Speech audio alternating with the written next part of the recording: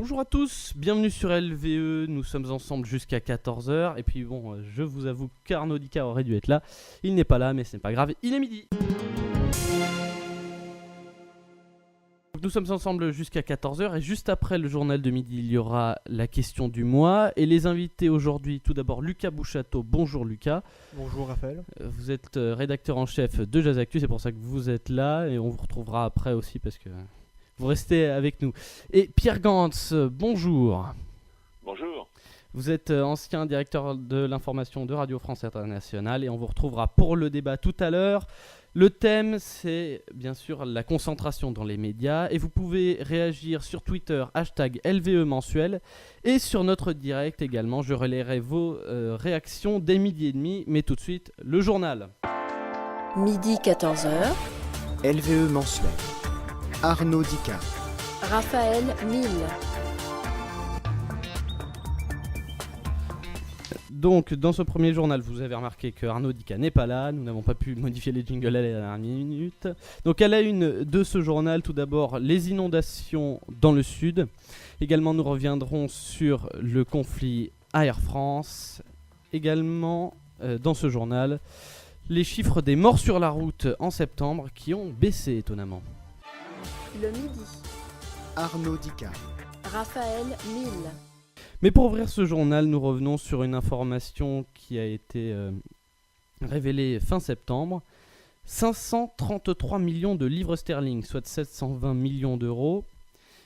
Eh bien, c'est le prix que coûterait Darty, puisque la Fnac a fait une offre pour racheter cette grande enseigne, et ceci le 28 septembre dernier. Cette opération se fera par un échange d'actions, donc il n'y aura aucune transaction. La Fnac échangerait une de ses actions contre 39 actions Darty, qui lui permettraient de récupérer toute l'entreprise. Vous l'aurez compris, cette transaction se fait par l'intermédiaire de la bourse de Londres, la City, puisque ça se fait en livres sterling. Or, la loi anglaise oblige la Fnac à confirmer son projet d'offre publique d'échange, l'OPE, d'ici au 28 octobre, ce qui laisse encore 3 jours à la Fnac à 17h. De son côté, Darty prend son temps pour étudier l'offre de la Fnac. Le prochain acteur à entrer en scène sera bien sûr l'autorité de la concurrence pour la France, car il y aurait une très forte concentration. Ça nous rappelle quelque chose, on y reviendra sur la concentration, mais cette fois-ci dans les médias, dans une dizaine de minutes. Je vous le disais en titre, le nombre de morts sur les routes en septembre a baissé. Et ceci par rapport au nombre de morts en septembre 2014.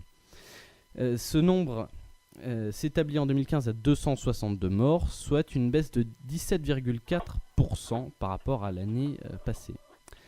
Néanmoins, la tendance depuis le début de l'année est à la hausse, soit 1,8%.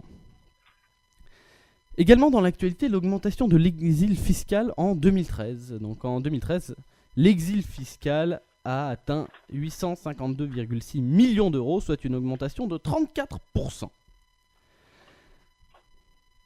À présent, une affaire de politique politicienne, avec l'affaire Morano. Cette affaire a débuté sur le plateau de Laurent Ruquier le 26 septembre dernier. Nadine Morano a dit, je cite, « La France est un pays de race blanche ». Fin de citation. Cette petite phrase, répétée plusieurs fois d'ailleurs par l'intéressé, a presque fait l'unanimité contre elle, si bien que son propre camp l'a lâchée. D'abord, Nicolas Sarkozy a condamné cette phrase en déclarant, je cite, « La France n'est pas une race », fin de citation. Puis Nadine Morano a perdu l'investiture de Les Républicains en Alsace, Champagne-Ardenne, Lorraine. La réaction de l'intéressée ne s'est pas fait attendre. Elle a dit qu'elle va, je cite, « le dézinguer ». Bien sûr, celui qui va être dézingué, c'est Nicolas Sarkozy. LVE mensuel. Suite du journal et nous revenons sur le conflit à Air France. Un conflit en 2 actes. Tout d'abord, le 5 octobre, le comité central d'entreprise d'Air France a été interrompu par des salariés voulant faire entendre leur voix dans la salle de réunion. En conséquence, ils ont forcé l'entrée de la salle et malgré des recommandations de certains d'entre eux, d'autres sont entrés dans la salle. Une dizaine de salariés. Puis le DRH d'Air France quitte la salle de réunion précipitamment, et une fois à l'extérieur, malgré une protection assurée par des salariés, ce dernier est agressé au point de se faire arracher sa chemise. Dans la semaine suivante, les salariés ont été interpellés dans le cadre de cette agression. Et ces interpellations ont fait bondir Jean-Luc Mélenchon, qui a même proposé, je cite, d'aller en prison à leur place. Second acte, un nouveau CCE a eu lieu le 22 octobre dernier. Et là, les 1000 suppressions de postes ont été confirmées. 1000 suppressions de postes par le biais de départs volontaires en 2016. Également dans l'actualité, je vous le disais en titre, les inondations dans le sud. Le bilan est de 20 morts et 2 disparus. 1900 foyers se retrouvent sans électricité. Et 2 personnes sont jugées pour vol. Ces inondations ont touché toute la Côte d'Azur et sont montées jusqu'à Mandelieu et Lanapoule pour ceux qui connaissent. Et pour terminer ce journal, nous allons parler de la NASA, et même plus précisément de Mars. La NASA a annoncé la découverte d'eau salée sur Mars. L'agence spatiale a annoncé qu'elle préparait un projet pour marcher sur la planète rouge, ce qui constituera un des grands projets du XXIe siècle. Et tout de suite, le débat. La question du mois. Arnaud Dicard. Raphaël Mille. Jusqu'à 13h. Débat que vous pouvez suivre en vidéo, en replay sur notre chaîne. Et pour débattre, Lucas Bouchateau, rebonjour. Rebonjour. Donc rédacteur en chef de Jazz Actu, notre partenaire. Et rebonjour Pierre Gantz, ancien directeur de l'information de RFI. Voilà. Alors, le thème c'est la concentration dans les médias. Vincent Bolloré a pris la tête de Canal+, de fait. Patrick Drahi ne cesse de racheter des titres de presse. Et ma question directe, Pierre Gantz, est-ce que vous pensez que c'est l'avenir des médias que de se retrouver dans des groupes qui sont bien plus gros qu'eux ? Si ça n'est pas l'avenir, c'est en tout cas le destin. Car pour l'instant, c'est ce qui se produit. Il n'y a pas en France de grands groupes de médias indépendants autonomes. Il y en avait, ils sont en train de disparaître les uns après les autres. Et la spécificité de la France, c'est que les médias, les groupes de médias, sont rachetés par des industriels qui n'ont pas forcément une compétence en termes d'industrie de la presse et d'industrie des médias, et qui ont une approche, en tout cas c'est ce qu'on voit de plus en plus, et ce qui est de plus en plus inquiétant, essentiellement comptable de la gestion des médias. On a déjà eu des exemples de ce genre de choses dans le passé en France, mais lorsque, par exemple, le patron des Filatures du Nord, M. Prouveau, rachetait le groupe Le Figaro, qui n'est pas un groupe d'ailleurs à l'époque, dans les années 50, c'est parce qu'il voulait faire de la presse et qu'il avait une ambition éditoriale. On peut aujourd'hui se poser la question, lorsque l'on voit des industriels racheter des médias, de savoir quelles sont les ambitions éditoriales qu'ils ont. Donc, pour répondre à votre question, l'avenir des médias n'est aujourd'hui pas forcément dans ces grands groupes de presse, mais en France en tout cas, seuls dans ces grands groupes industriels, mais en France en tout cas, seuls ces groupes industriels s'intéressent au rachat des grands organes de presse quand ils sont disponibles sur le marché. Lucas Bouchateau, même question. Alors vous, contrairement à Pierre Gantz, vous n'avez pas été dans un grand média national, mais en tant que rédacteur en chef d'un webzine d'établissement scolaire, est-ce que vous pensez que il faut toujours qu'il y ait une tutelle, même question. Moi je pense que oui, Pierre Gantz le disait très bien, si c'est pas c'est peut-être le destin, voilà, mais moi je pense que ça ne changera rien en fait. Parce qu'on n'est plus dans une société comme dans les années 50, voilà, maintenant, aujourd'hui, tout le monde peut parler comme il veut librement, ça pose d'ailleurs certains problèmes sur d'autres points, mais sur notre sujet, là, c'est plutôt une force. Parce que, par exemple, prenons l'exemple Vincent Bolloré, par exemple, qui peut racheter Canal+, et dézinguer les guignols, non, on entendra toujours les guignols, c'est pas parce qu'un grand groupe rachète une émission et arrête des programmes qui peuvent être gênants pour n'importe qui qu'on va arrêter de les entendre. Donc moi je pense que ça ne changera rien. Si. Ah bon, question, chers confrères, où entendons les guignols en ce moment ?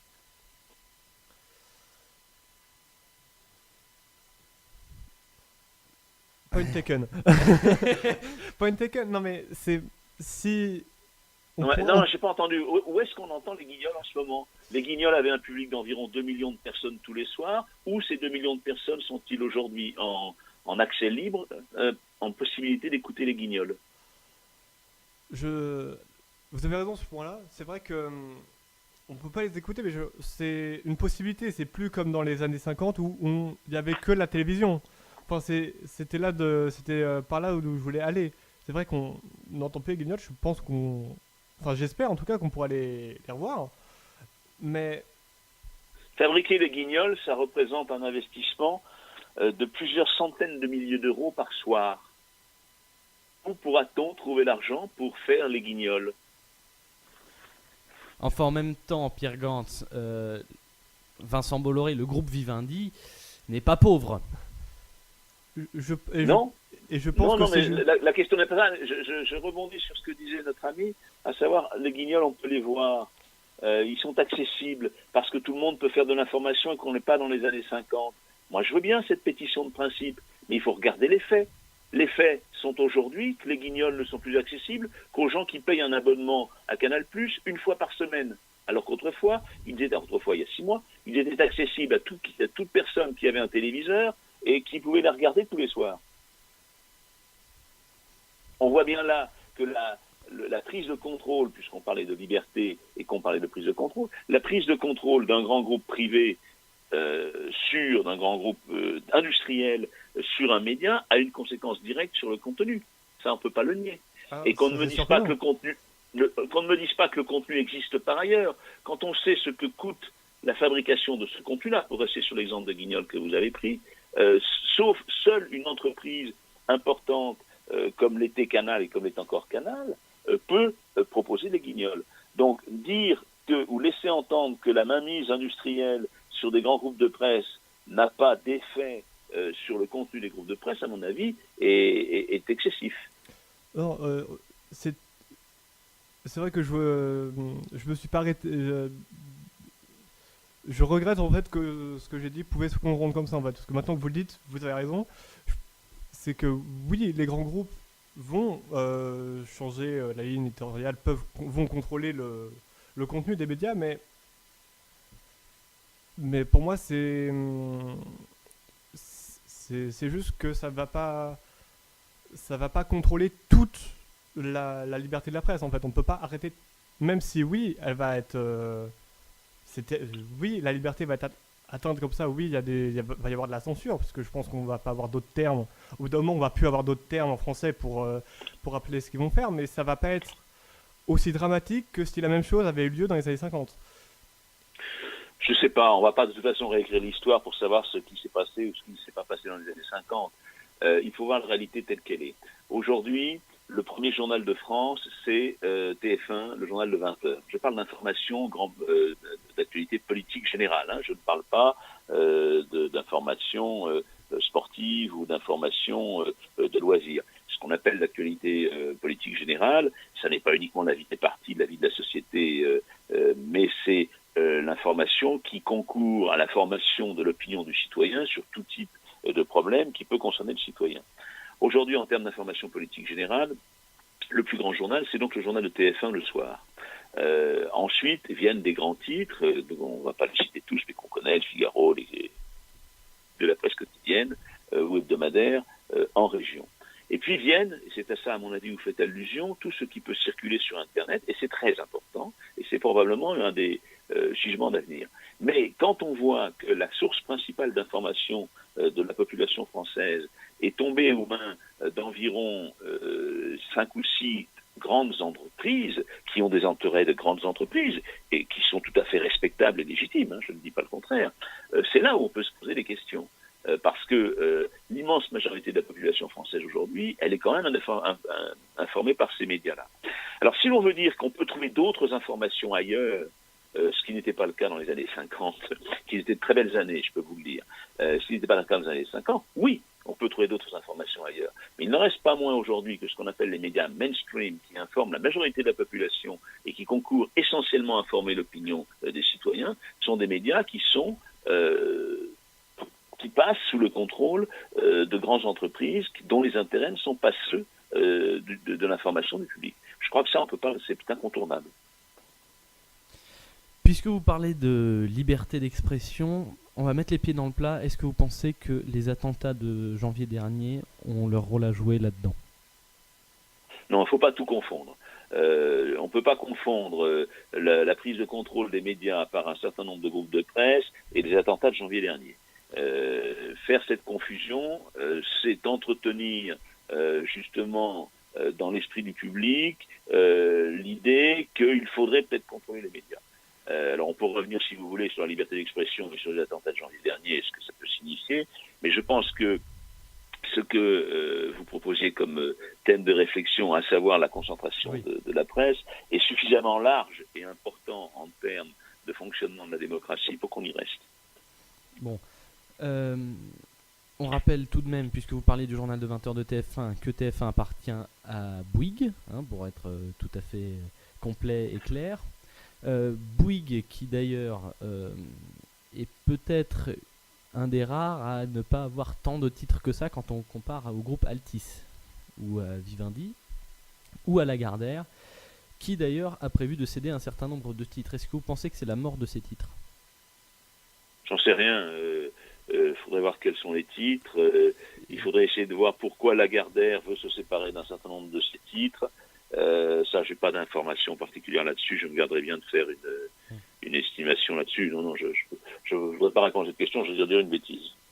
Alors, parce que les titres, nous les avons. Il y a Télé 7 jours, Ici Paris. Enfin bon, des titres qui sont tout de même assez mineurs. Alors, dire que Télé 7 jours est un titre mineur aujourd'hui, c'est intéressant à entendre. Ça a été à une époque le premier tirage de la presse hebdomadaire française. Vous comprenez bien ce que je veux dire. Je ne parle pas là des années 50, je vous parle des années 90 dans les dernières dates.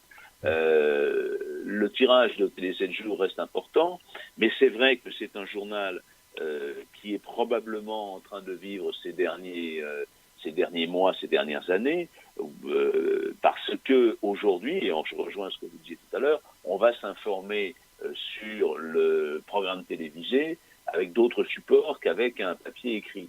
Je vous signale quand même que le tirage de Télé 7 jours pour la période 2014-2015 est d'en 199 830 exemplaires. C'est pas tellement mineur. Un hebdomadaire qui vend 1,2 million par semaine, c'est pas mal. Ouais, c'est sûr. Vous parliez d'Internet.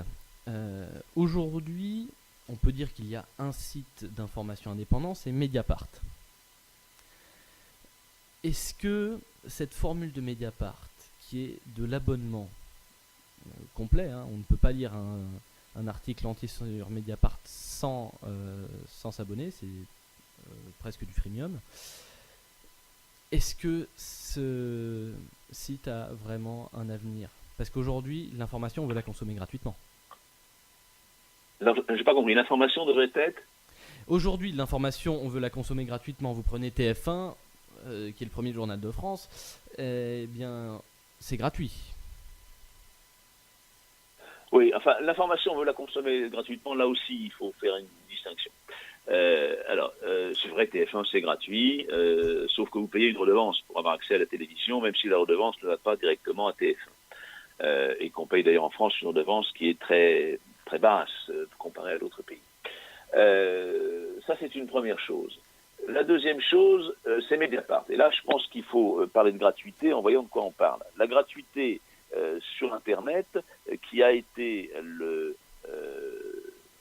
un des ADN de création d'Internet, était quelque chose de formidable, mais était probablement, en termes de médias et d'information, une erreur. Pourquoi ? Parce qu'on a inscrit dans l'esprit du public, et notamment du public qui est sur Mediapart, que l'information, c'était quelque chose de gratuit. Que c'était quelque chose qui, à la limite, pouvait être financé totalement par la publicité. Or, l'information, c'est quelque chose qui a un coût. Fabriquer une information de qualité, fabriquer un journal, un reportage pour l'Internet et autres, ça a un coût. Ça a d'abord un coût parce que ça emploie des êtres humains et c'est une entreprise de main-d'œuvre, on va dire pour faire court. Et donc, il faut payer cette entreprise de main-d'œuvre. Alors, les médias qui sont sur Internet, puisque vous faisiez allusion à Mediapart, sont confrontés à un problème simple, c'est de trouver un équilibre financier qui leur permette de fonctionner. Très longtemps, on a pensé que la gratuité, qui est, comment dirais-je, génétiquement liée à l'existence d'Internet, était la solution. On s'aperçoit que ce n'est pas le cas, parce que un média gratuit n'arrive pas à récupérer assez de publicité pour fonctionner, sauf s'il est appuyé par ailleurs à un grand groupe de presse qui lui-même va lui donner de l'argent à perte, si je puis dire, parce qu'il récupérera de l'argent par d'autres supports, télévision ou autres. Si vous prenez par exemple un des grands supports très suivis en matière d'information en France, qu'on aime ou qu'on n'aime pas encore une fois, mais qui est celui de TF1, eh bien ce support fonctionne grâce à l'argent que gagne TF1 et grâce à la publicité que ce support peut apporter. Donc on a voulu créer des supports autonomes et indépendants. C'est le cas de Mediapart qui a cherché une formule financière lui permettant de fonctionner. Et il a trouvé le système de l'abonnement. Je vous signale qu'aux États-Unis, vous avez aujourd'hui de plus en plus de grands médias, Chicago Tribune, qui vient de supprimer sa version écrite papier pour une version écrite payante Internet unique.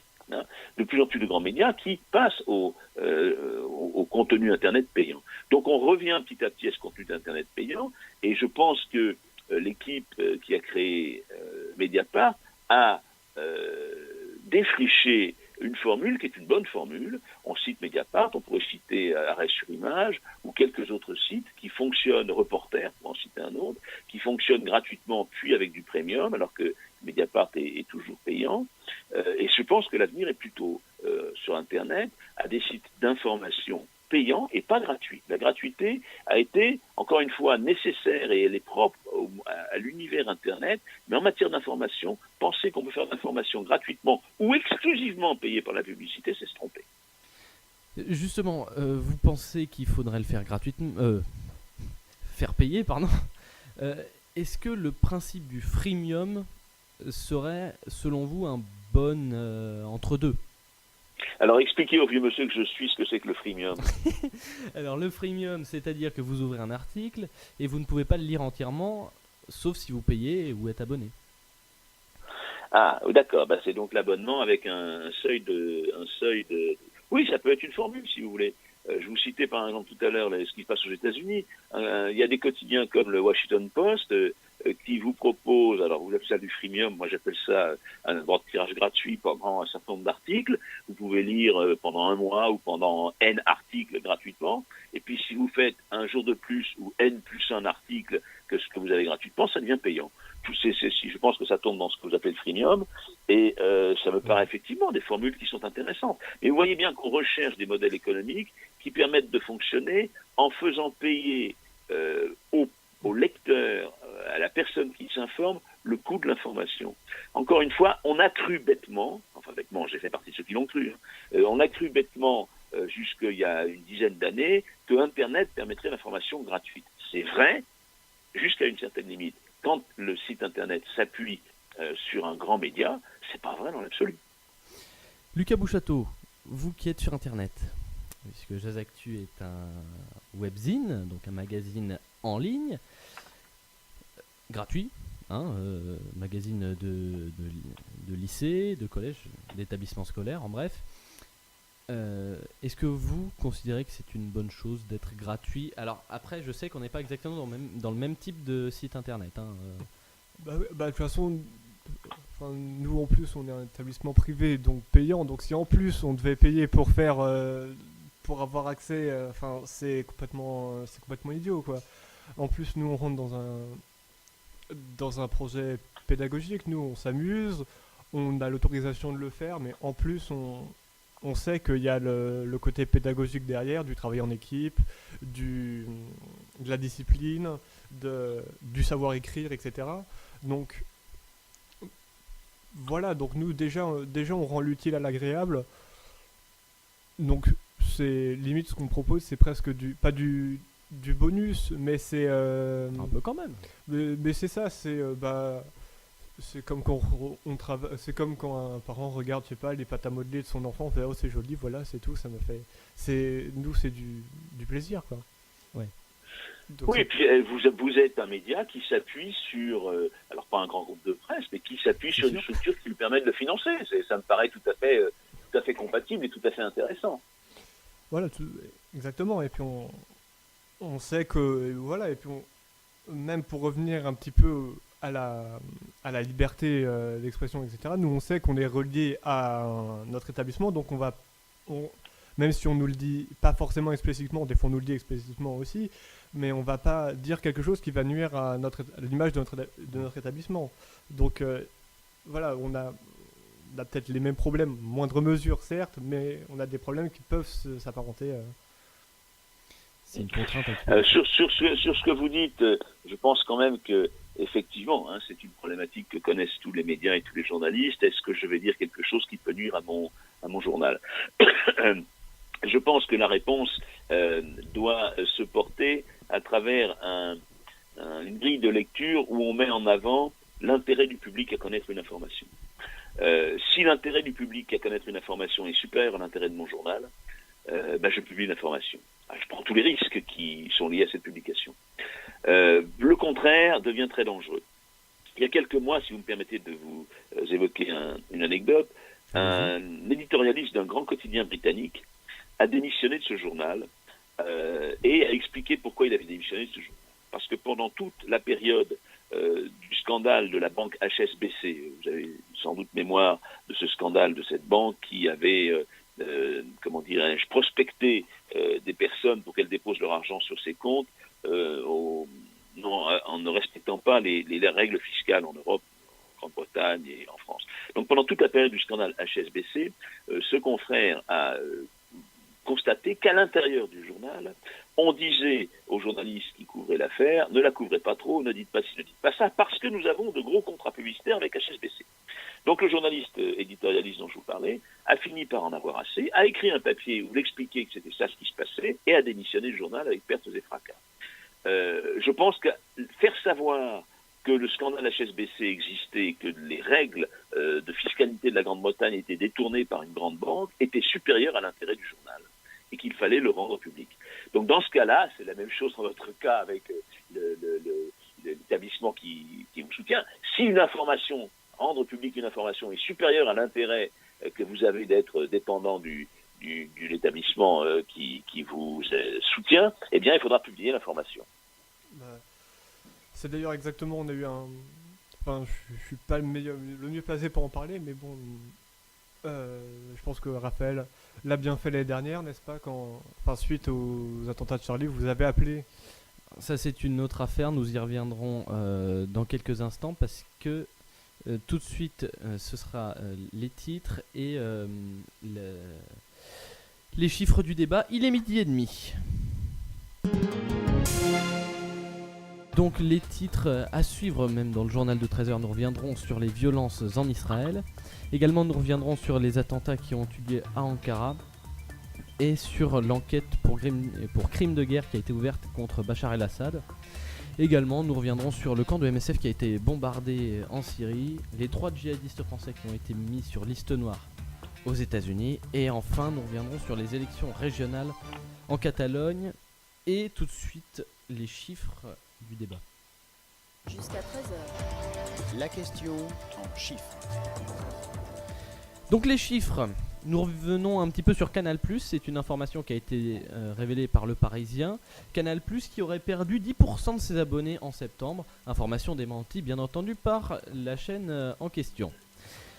Lagardère, nous en parlions tout à l'heure, la part des médias dans le chiffre d'affaires de l'entreprise Lagardère est de 13% seulement. Donc une entreprise qui est bien plus grosse que les médias. Vivendi se met à investir dans tout, sauf les médias bien entendu, et retourne dans le milieu des jeux vidéo. Objectif, la Paris Games Week, et non les médias. Également, nous parlons de Patrick Drahi et cette motion de défiance qui a été votée à l'égard de Christophe Barbier et le nouvel actionnaire de l'Express. Pierre Gantz, comment est-ce que vous réagissez à ces chiffres ?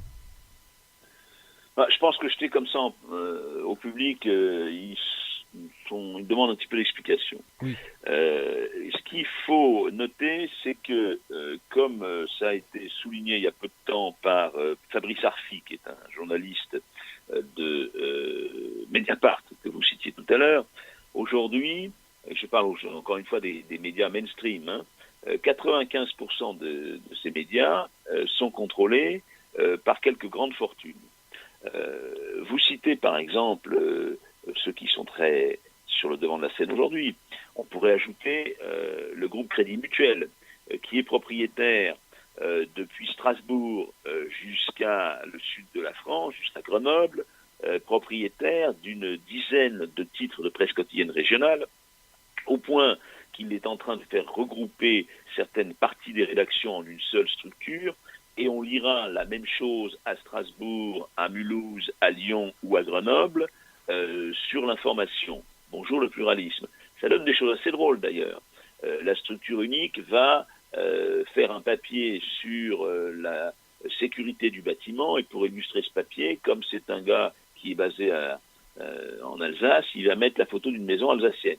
Ça fait très curieux pour les gens qui habitent Grenoble de voir dans le journal de Grenoble la photo d'une maison alsacienne illustrant un papier sur la sécurité des bâtiments. Ça peut paraître drôle, anecdotique, mais quand tout est réduit comme ça à un seul regard, on risque de dire des erreurs. Là, c'est une erreur d'illustration, ça pourrait être plus grave.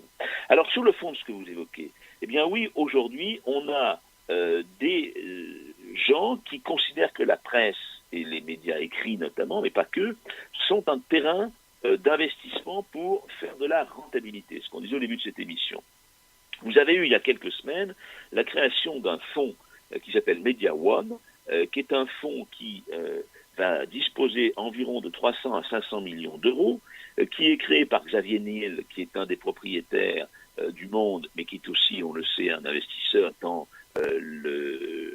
Free, justement, dans la téléphonie mobile, qui est tenu par M. Mathieu Pigasse, qui est aussi un actionnaire du Monde, et qui également est un homme d'affaires important, et qui est tenu par Jean-Antoine Capton, qui lui-même est un grand investisseur industriel. Et quel est l'objectif de ce fonds qu'ils ont créé? C'est de racheter des titres qui seraient disponibles. Non pas les racheter parce qu'ils ont une vocation, ces trois messieurs, ils se disent que l'information doit être faite comme ci, comme ça, etc., mais de les racheter pour faire une valorisation de leur portefeuille et peut-être de les revendre un petit peu plus tard. C'est ça ce qui est en ce moment en train de se passer. On peut se poser aussi la question, quand vous voyez par exemple que Patrick Drahi, que vous citez tout à l'heure, qui a son parcours, sur lequel on peut porter un jugement, mais bon, on n'est pas là pour ça. Patrick Drahi, il est propriétaire de Numérica, de SFR. Maintenant, il a acheté Libération, il a acheté l'Express, il a acheté la moitié de Next TV Radio, c'est-à-dire BFM TV et RMC. Et il a de grandes ambitions à l'international, et récemment, il a encore acheté un réseau de câbles aux États-Unis. D'ailleurs, les banques commencent à dire qu'ils s'endettent trop. Quelle est la logique de cette personne? Est-ce qu'à un moment donné, dans des journaux aussi importants pour former l'opinion en France que l'Express, que Libération, que BFM TV, on pourra dire que, par exemple, M. Drahi a peut-être une société avec SFR qui ne marche pas bien? Il y a là un vrai problème qui est posé et qu'on ne peut pas écarter d'un revers de main. On ne peut pas laisser l'information des citoyens à quelques capitaines d'industrie qui ne se soucient pas d'information, à mon avis, au premier chef, qui se soucient d'abord de rentabilité de leurs capitaux. Alors, vous parliez de Next Radio TV, c'est ce groupe qui a essayé de racheter Numéro 23 également, la chaîne qui a été ouverte il y a 3 ans, il me semble. Numéro 23 a ainsi perdu l'autorisation du CSA d'émettre, et le CSA a par la même occasion cassé cette revente à Next TV Radio. Voilà, donc pour continuer un petit peu dans votre sens. Et nous parlions de Lagardère. Lagardère négocie en ce moment la vente du magazine Parents avec Uni-Édition qui appartient au Crédit Agricole. Une banque, cette fois-ci, on peut dire que cette fois-ci, il n'y a aucun intérêt éditorial pour une banque. Non, je pense pas. Il y a une volonté de placer de l'argent, quoi. Le Crédit Agricole est une banque coopérative sur le papier, mais qui est d'abord une banque qui est dans une logique de rentabilité. Hein. Voilà. Parents est certainement, à mon avis, se vend encore à 210 000 exemplaires, même s'il a subi une baisse de ses ventes importantes ces 10 dernières années. Il reste un support de publicité intéressant. Voilà. C'est pour ça que pour l'instant, ça peut intéresser quelqu'un. Enfin, si Lagardère le vend, c'est parce qu'il a compris que c'était plus tellement sur un hebdomadaire ou un mensuel, je crois, par an, comme par an, que les parents, justement, allaient s'informer sur Internet. Et que je pense que toute la stratégie du groupe Lagardère est de se redévelopper sur Internet. Vous avez vu que récemment, ils ont créé une édition quotidienne de Paris Match. Une édition quotidienne de Paris Match. Ça vous donne un petit peu l'idée de l'effort qui est fait. Donc Lagardère se redéploie sur ces journaux-là. Demandez à votre petite copine, est-ce qu'elles vont acheter systématiquement elles ou est-ce qu'elles sont sur les sites pour jeunes femmes? Elles sont sur les sites sur jeunes femmes. Elles ne vont plus acheter elles. Pourtant, elle maintient tout de même ses ventes et ça marche encore bien, elle. Oui, elle maintient ses ventes, c'est sûr. Enfin, là aussi, il faut vérifier, hein, parce que les ventes du magazine, elle, à mon avis, sont plus qu'elles étaient. Hein. Il est probable qu'elles aient quand même un petit peu perdu. Lucas Bouchateau, même question, et je rappelle tout de même que vous, auditeurs internautes, vous pouvez réagir sur Twitter, #LVE mensuel. Ouais, bah, moi, c'est plutôt des chiffres qui. Ouais, bah, comme l'a dit Pierre Gant, voilà, moi, ça m'effraie juste que le média, l'information, comme ça, soit devenu une marchandise, en fait. C'est juste un deuxième compte en banque, quoi. Donc, c'est.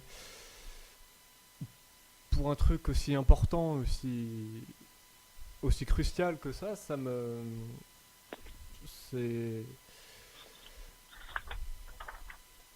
Ouais, voilà, c'est un peu sur. Enfin, j'hésite entre. Parce que effrayant.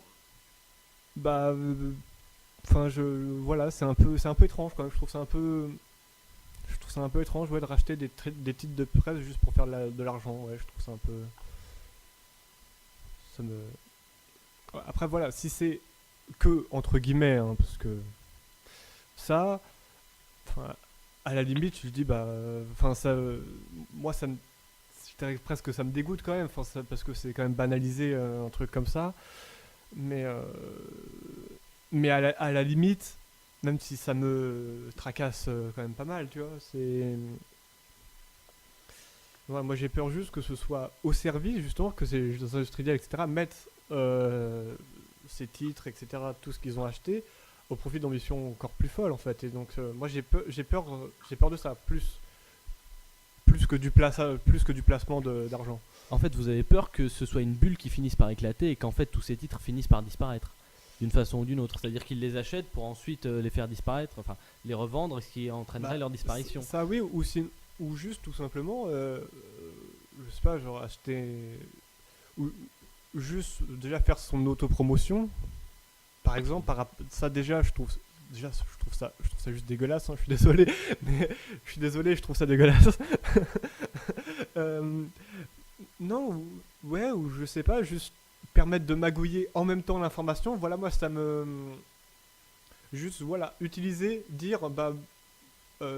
Nous, on nous connaît pas trop, ou sinon, si on nous connaît, c'est pour nos produits. Moi, j'ai envie de faire de la pub à très très grande échelle. Bah, j'achète un journal, je me fais de la pub comme ça, je me drague des clients avec le journal. Enfin, voilà, je pense qu'on peut aller très très loin là-dessus, en fait. Donc, la première étape, même si elle me dérange, mais elle me dérange parce que je vois la suite, mais en soi, si c'est déjà acheter de l'argent pour de l'information, enfin, utiliser l'information comme compte en banque. Déjà, voilà, ça nous amène à réfléchir. Mais si ça va plus loin, là, ça devient immonde. Ça devient juste dégueulasse. Pierre Gantz, est-ce que Je suis tout à fait intéressé par ce que disent notre confrère, parce que je pense qu'effectivement, sans employer forcément le même vocabulaire que lui, mais je comprends bien son indignation. Non, mais il a raison d'ailleurs d'exprimer son indignation de cette façon-là. Le problème qui est posé, c'est que dans une société démocratique, et on a envie, je pense tous, de vivre dans une société démocratique, nous sommes amenés en tant que citoyens à prendre des décisions. Pour prendre ces décisions, à travers un vote par exemple, mais pas que, il faut être informé clairement des données d'un problème. Si la personne qui vous informe a des intérêts personnels propres pour informer d'une certaine façon sur un sujet, effectivement, c'est inquiétant. Effectivement, on est dans un déni à terme de démocratie. Supposez que tous ces grands groupes de presse demain matin soient confrontés. Tout le monde va bien? Il n'y a pas eu de crise cardiaque? Non, c'est bon. Allô? Non, parce qu'on entendait un bruit étonnant, mais bon. Donc, supposons que tous ces grands médias demain matin soient confrontés, je ne sais pas moi, à l'arrivée au pouvoir d'un parti politique qui ressemble à Syriza et qui a envie de taxer leur plus-value.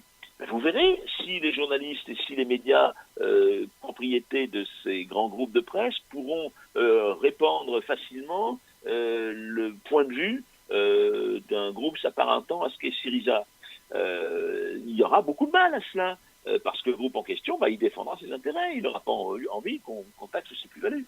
Tout ça est parfaitement, comment dirais-je, humain, compréhensible, etc. Et ce qui n'est pas acceptable, et ce qui est dégueulasse, pour reprendre le mot qui fait Flores, c'est que un groupe privé devienne de plus en plus puissant pour contrôler des organes de presse qui informent les citoyens, parce qu'il va les informer en fonction de ses intérêts. Je pense que c'est ça ce que vous vouliez dire. Je n'aurais pas dit mieux. Merci. Alors, on va peut-être un petit peu aussi parler des rares groupes qui sont, enfin, des rares titres qui sont indépendants. Simplement, Raphaël, pour votre information, tirage de L en 2011, 515 630 exemplaires. Tirage de L en 2014, 430 906. D'accord? Ça baisse. On va dire que ça a baissé. Ben oui, ça baisse. Ça reste très important, mais ça baisse.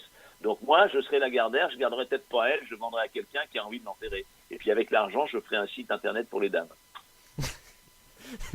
Et proposer à Dassault éventuellement. Pourquoi pas, oui. D'ailleurs, Dassault, comme Lagardère d'ailleurs à l'origine des vendeurs d'armes, est-ce que vous pensez qu'aujourd'hui ils ont une image qui n'est plus celle de vendeurs d'armes? Oh ben non, Dassault vend des avions, il est connu pour ça. Hein. Oui, Dassault, oui, mais Lagardère a été également une... Lagardère a été une entreprise, et l'Empire Lagardère, il faudrait vérifier, mais sauf faire de ma part, continue à contrôler des entreprises d'armement. Oui, mais ça aussi, c'est une spécificité française assez étonnante, cette confusion. On hurle beaucoup dans ce pays chaque fois qu'on fait des lois pour organiser la propriété des journaux. Mais on se retrouve quand même face, entre guillemets, à des capitalistes qui ont un petit peu tendance à un peu tout confondre. En Allemagne, les grands groupes de presse ne sont pas la propriété des fabricants d'armes. Je ne sais pas s'ils sont pas forcément mieux. Hein. Ils ne sont pas forcément la propriété des fabricants d'armes. Enfin, Matra reste quand même un des piliers du groupe Lagardère. Et Matra, c'est quand même un fabricant d'armes d'abord. Alors, donc, revenons sur les titres de presse indépendants, puisque vous m'aviez coupé, Pierre Gans. Aujourd'hui, donc, ils tiennent sur les doigts de la main. On a quoi? On a l'Humanité, on a Charlie Hebdo, Le Canard enchaîné. Est-ce qu'il y en a vraiment beaucoup d'autres qui sont connus nationalement? Alors, Yohann Vallier avait été invité, il n'a pas pu venir, il est responsable de la région de Fontainebleau de la République, à la République de Seine-et-Marne. Les journaux locaux peuvent-ils encore tenir, par exemple? Ou bien, aujourd'hui, faut-il, d'une manière générale, valoriser les titres de presse indépendants? Je ne parle pas du public parce que ça, c'est une question à part, hein, mais le privé indépendant, est-ce qu'aujourd'hui, il faut les valoriser? Est-ce qu'il faut, en somme, augmenter les aides de l'État à la presse? Ouf, il y a plusieurs questions en une seule, là. Oui. Alors, pour ce qui est parler des régions, la presse indépendante en région, elle est en train de disparaître petit à petit. La presse régionale en France, je parle des quotidiens, des hebdomadaires, elle est issue pour l'essentiel de la résistance. Pour l'essentiel, elle a été, dans les années 50, propriété de familles de résistants, de groupements de résistants, etc., etc. Et puis, ces groupements se délitent petit à petit. Il y a d'abord eu les coups de boutoir portés par le groupe Hersan dans les années 70-80. Monsieur Hersan, qui était lui-même un homme de presse, y compris sous l'occupation. Enfin bon, ça c'est le passé. Monsieur Hersan a racheté beaucoup de titres et avait constitué un grand groupe qui a fini par mourir. Petit à petit, les groupes familiaux qui existaient, il y en a un qu'on peut citer par exemple, parce qu'il est encore un groupe familial, c'est le groupe de la Dépêche du Midi de M. Baillet, lequel est par ailleurs un des patrons du Parti des radicaux de gauche. Mais c'était que des structures comme ça. Elles disparaissent toutes petit à petit. Elles sont reprises par qui? Elles sont reprises par des groupes, qui se regroupent entre eux. Il y a un groupe qui est en train de se constituer autour de la montagne, qui est le titre qui est priorité principale au centre de la France en Auvergne. Je vous parlais tout à l'heure du groupe EBRA, c'est-à-dire celui qui est propriété du Crédit Mutuel, qui contrôle une petite dizaine de titres sur l'est de la France, et c'est très inquiétant. Vous avez un autre groupe qui va continuer à s'étendre, qui est encore un groupe en partie familial, mais pas que, parce qu'il y a d'autres investisseurs qui est le groupe Ouest France. Voilà, et puis j'en oublie un ou deux bien sûr. Voilà ce qu'il est. À côté de ça, on a vu l'année dernière des choses assez intéressantes. Je parle pour l'instant uniquement du papier, je parlerai d'Internet dans une seconde. On a vu par exemple le journal Nice Matin, qui était un journal appartenant au groupe Ersan, lequel, vous disais-je, était en train de disparaître petit à petit, qui s'est retrouvé en situation de quasi-faillite. Et ce journal a été repris par ses salariés dans une formation de coopérative, avec l'appui du lectorat et avec l'appui de Bernard Tapie, qui est venu mettre aussi un peu d'argent parce qu'il voulait que ce journal survive et parce que ça lui permettait de récupérer les parts d'une des filiales du journal, qui est le journal Corse Matin, dont ainsi le groupe Bernard Tapie est devenu l'unique propriétaire. Mais donc, ce qui est intéressant à retenir, c'est que Nice Matin, qui n'est pas un journal d'extrême gauche, c'est pas un nid gauchiste, Nice Matin a été racheté par ses salariés et est aujourd'hui géré par une coopérative où les salariés et des représentants des gens qui ont donné de l'argent, ils ont quand même récupéré 350 000 euros, les personnels de Nice Matin, en faisant une souscription, ce qui est énorme. Et aujourd'hui, ce journal fonctionne comme ça. Il ne fonctionne pas bien, mais il continue à être lu, mais il continue à se vendre, et c'est une solution. Alors j'en viens maintenant un tout petit peu quand même à l'Internet, parce que ne faudrait pas croire que je pense que l'Internet n'existe pas. Je pense que l'Internet est l'avenir de l'information et du journalisme. Vous avez notamment, puisqu'on parlait de la région, des tas de sites qui se créent avec d'énormes difficultés à Internet, sur Internet en région. Je vous citerai par exemple Mars Actu, Marseille Actualité, qui vient lui aussi de lancer une souscription parce qu'il était menacé de cessation de paiement. Je pense que Mars Actu a réussi à s'en sortir. Vous en avez à Montpellier, vous en avez dans le nord de la France. Voilà, il y en a toute une série. Si vous regardez dans le coin où vous êtes, dans la région où vous êtes, je serais très étonné qu'il n'existe pas c'est plus que des blogs, c'est plus que des journaux lycéens. Ce sont des journaux, des sites qui sont faits par 1, 2, 3 confrères, quelquefois des journalistes qui ont quitté la presse print, comme on dit, la presse imprimée, à l'occasion d'un plan de départ ou qui ont été licenciés dans le cadre d'un licenciement économique et qui ont touché des indemnités, pas importantes mais qu'on a touché, et qui réinvestissent ces indemnités dans un site et qui essaient de créer localement un site. Et ça se développe. Ils ont du mal à vivre.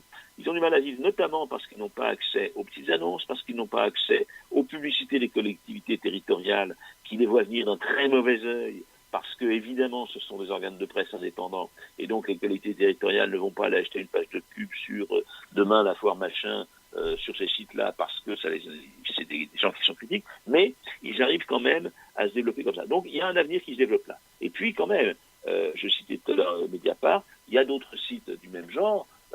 Moi, sur la barre comment on appelle ça, la barre de mon navigateur d'ordinateur, j'ai 5 ou 6 sites comme ça sous les yeux en permanence. Il y en a un, par exemple, qui lance une souscription qui s'appelle Étage, 8e étage, qui veut faire une information différente. Bon, il cherche une souscription, il veut atteindre 15 000 objectifs, il a déjà obtenu 74%. Vous pouvez donner. Je ne sais pas de pub pour lui spécialement.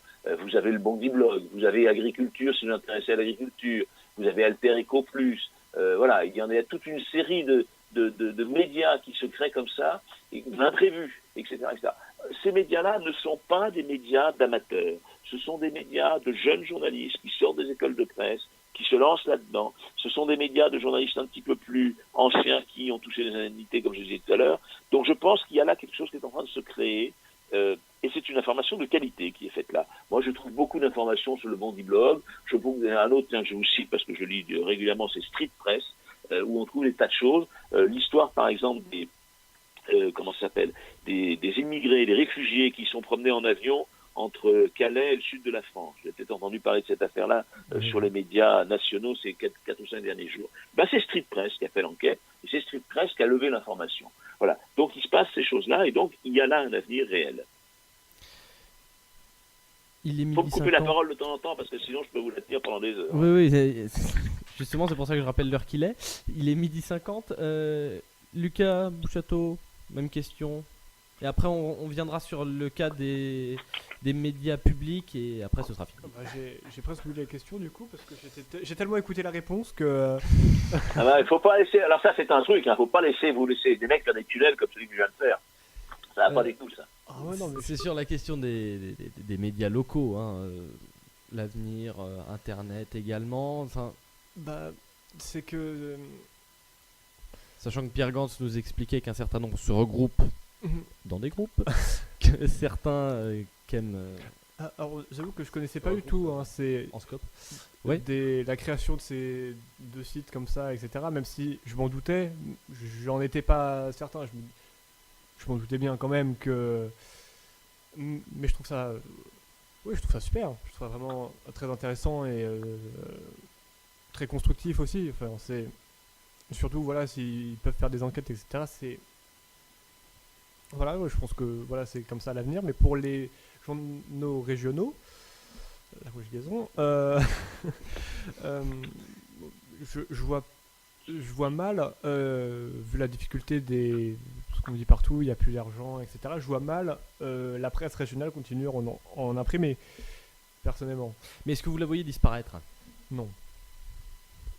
J'ai pas compris la question, Raphaël Mille. Et est-ce que vous voyez disparaître la presse régionale? Je pense pas. Après, oui, je pense qu'elle va évoluer. Je pense qu'elle va avoir un droit à son site internet sur la page de la région, etc. Mais je la vois pas disparaître. Pierre Gantz, vous la voyez disparaître ou pas? Alors d'abord, le journalisme n'est pas une science de divinatoire. Donc je ne répondrai pas directement à cette question. Je dirais simplement qu'il y a un besoin d'information locale et qu'il y a un besoin d'information régionale, notamment dans des régions qui vont se regrouper, vont être plus grandes. On vote début décembre pour élire ces nouveaux conseils régionaux. Et ces régions ont des pouvoirs et prennent des décisions. Donc il y a un besoin d'information à ce niveau-là. Il a été plus ou moins satisfait depuis des décennies. Je dis plus ou moins parce que la presse régionale était quand même beaucoup devenue, ces 25 dernières années, une presse qui, pour ne pas faire d'ombre au pouvoir politique qui est devenu de plus en plus puissant régionalement et départementalement parlant, se contentait de raconter un peu les faits divers. Même si mes confrères de la presse régionale sont des journalistes courageux qui essayent de suivre l'actualité sociale, économique et politique de leur région avec beaucoup de difficultés. C'est difficile, hein, parce que quand vous êtes dans un journal national et que vous parlez d'un sujet qui se passe à 1000 km, vous avez peu de chances de rencontrer les gens qui sont immédiatement concernés. Quand vous êtes dans une ville de 10 000 habitants ou de 100 000 habitants et que vous parlez d'un sujet qui se passe à 2 km, vous avez de bonnes chances de rencontrer les gens concernés et donc d'avoir un retour qui forcément est toujours et normalement et heureusement critique. Bon, mais il y aura toujours besoin de cette information. Donc, ce que aujourd'hui, vous elle dites... passe par l'écrit, elle passe un peu par les radios locales, et elle devra, et j'espère qu'elle passera par des sites internet qui sont à créer. Mais là, il n'y a pas de recette. Hein. Je pense que c'est à la génération des journalistes qui arrivent d'inventer les types de médias qui informeront régionalement et localement les publics. Votre média, qui est un média d'un fanzine, comme vous disiez tout à l'heure, peut parfaitement bien raconter ce qui se passe dans un rayon de 300 mètres ou d'1 kilomètre autour du collège, et ça peut être intéressant, et vous pouvez trouver un lectorat. Vous savez, le débat sur faut-il mettre la rue Z en sens interdit, dans sens nord-sud ou sud-nord, c'est pas un débat de rien pour les habitants de la rue. Et c'est un sujet journalistique qu'on peut traiter. Alors, on va passer à la question des groupes publics dans lesquels vous avez été, hein, Pierre Gantz, puisque vous avez commencé à France Culture avant d'aller sur France Inter et ensuite Radio France Internationale. Avec un passage pendant 9 ans à Radio Monte Carlo, qui est un groupe privé. Oui, au début de votre carrière à RMC. Aujourd'hui, est-ce que vous pensez que il est bon de considérer un petit peu la radio et la télévision publique de la même façon que dans le privé, comme ça se fait, visiblement, ce sont les idées de Mathieu Gallet. Je ne comprends pas ce que ça veut dire les considérer de la même façon. Mais c'est-à-dire, est-ce que, je simplifie ma question, est-ce que vous ne pensez pas que le service public a un rôle supplémentaire que le service privé n'aura pas ? Alors, je pense déjà que dans une démocratie, informer les citoyens, c'est une mission de service public. Qu'on la fasse payer par l'argent de ce public à travers la redevance, les impôts, ce que vous voulez, ou qu'on soit salarié de Radio Monte-Carlo comme je l'ai été. Si on commence à considérer que informer les citoyens n'est pas une mission de service public dans une démocratie, mais que devient une mission de service d'intérêt particulier, on n'est plus dans une démocratie. Aux États-Unis, le service public de l'information est très maigre. L'information est une information qui rend un service au public, est une information de service au public, de service public. Alors, le service public à la française, à la BBC, etc., est-ce qu'il doit être différent du service privé? D'abord, il n'y a pas de service privé, il y a des intérêts privés. L'objectif est le même, c'est d'apporter une information d'intérêt pour le public qui vous écoute, qui vous regarde ou qui vous lit. Bon. La seule différence, c'est que au lieu que les pressions soient économiques directement, elles peuvent être politiques. Mathieu Gallet, je ne connais pas la citation à laquelle vous faites allusion, donc si vous la retrouvez intégralement, ça sera plus précis, mais Mathieu Gallet dit qu'il veut ouvrir le financement de Radio France. Effectivement, le problème du financement du service public est posé, notamment parce que on refuse dans ce pays de payer les télévisions et radios publiques au prix qui est le leur.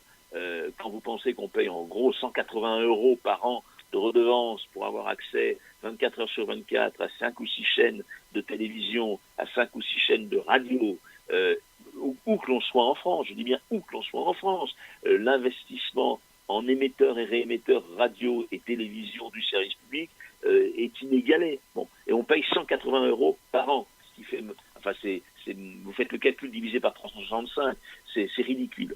Donc effectivement, il y a là la nécessité de chercher d'autres ressources. Alors M. Gallet pense à ouvrir un peu plus à la publicité. Quand j'écoute en ce moment le service public de radio, je suis parfois un peu étonné des publicités que j'entends qui me paraissent ne plus être simplement des publicités d'intérêt général comme le prévoit le cahier des charges de Radio France, mais des publicités d'intérêt privé particulier. Bon, on verra si la loi évolue. Je pense que ça ne serait pas une bonne chose.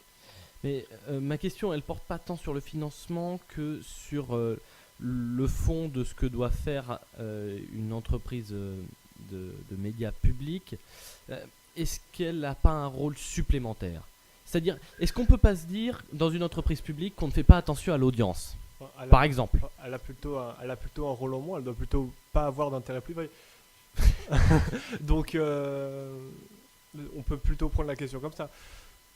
Pierre Gantz. Oui, alors on ne fait pas intérêt à l'audience, ça, vous êtes gentil, je ne sais pas combien de personnes nous écoutent, mais on a tous l'ambition quand on fait ce métier d'essayer d'être lu, écouté ou vu par un certain nombre de gens. Hein. On fait pas du journalisme pour sa grand-mère et sa tante. Donc ça, le mépris de l'audience m'a toujours fait un peu rigoler. Je me souviens d'un journal qui était formidable, qui était très bien, qui était Combat. Regardez un petit peu ce qu'il a apporté à la presse française.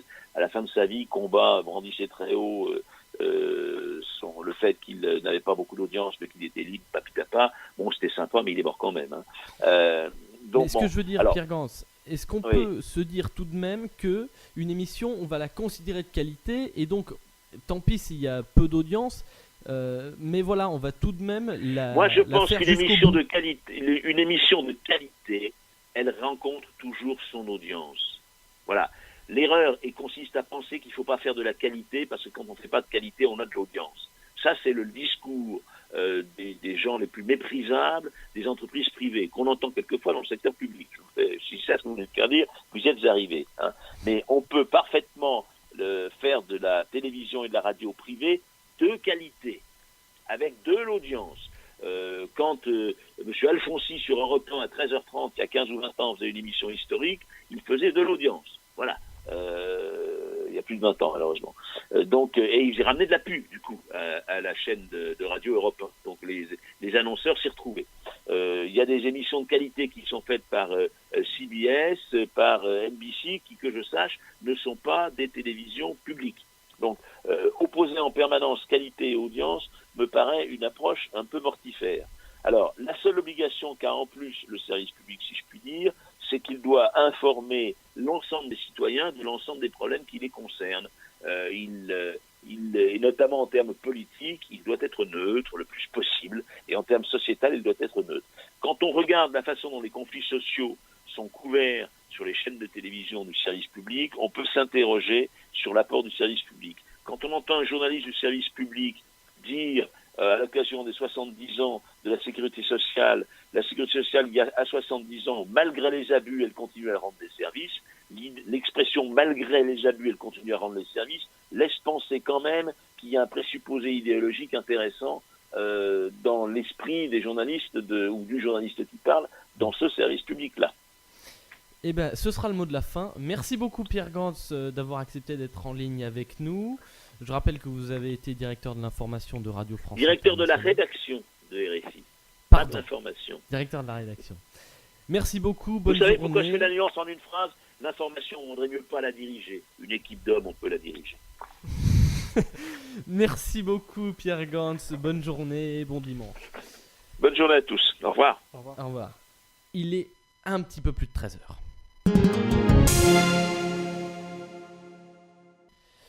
Alors, Lucas, après le journal de 13h, même à la toute fin de la grande carte blanche, ce sera la chronique de Jazz Actu. C'est ça. Et ce sera donc Ah bah, votre billet, parce que Arnaud Dika n'est pas là et nous n'avons pas son billet.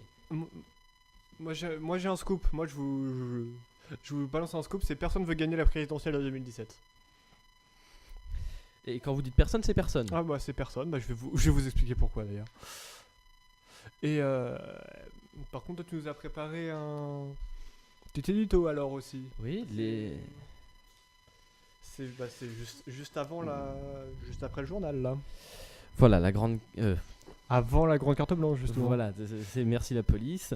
Alors on va revenir sur le revenu universel qui est lancé dans un pays du nord de l'Europe. Je vous avoue que j'ai pas revérifié.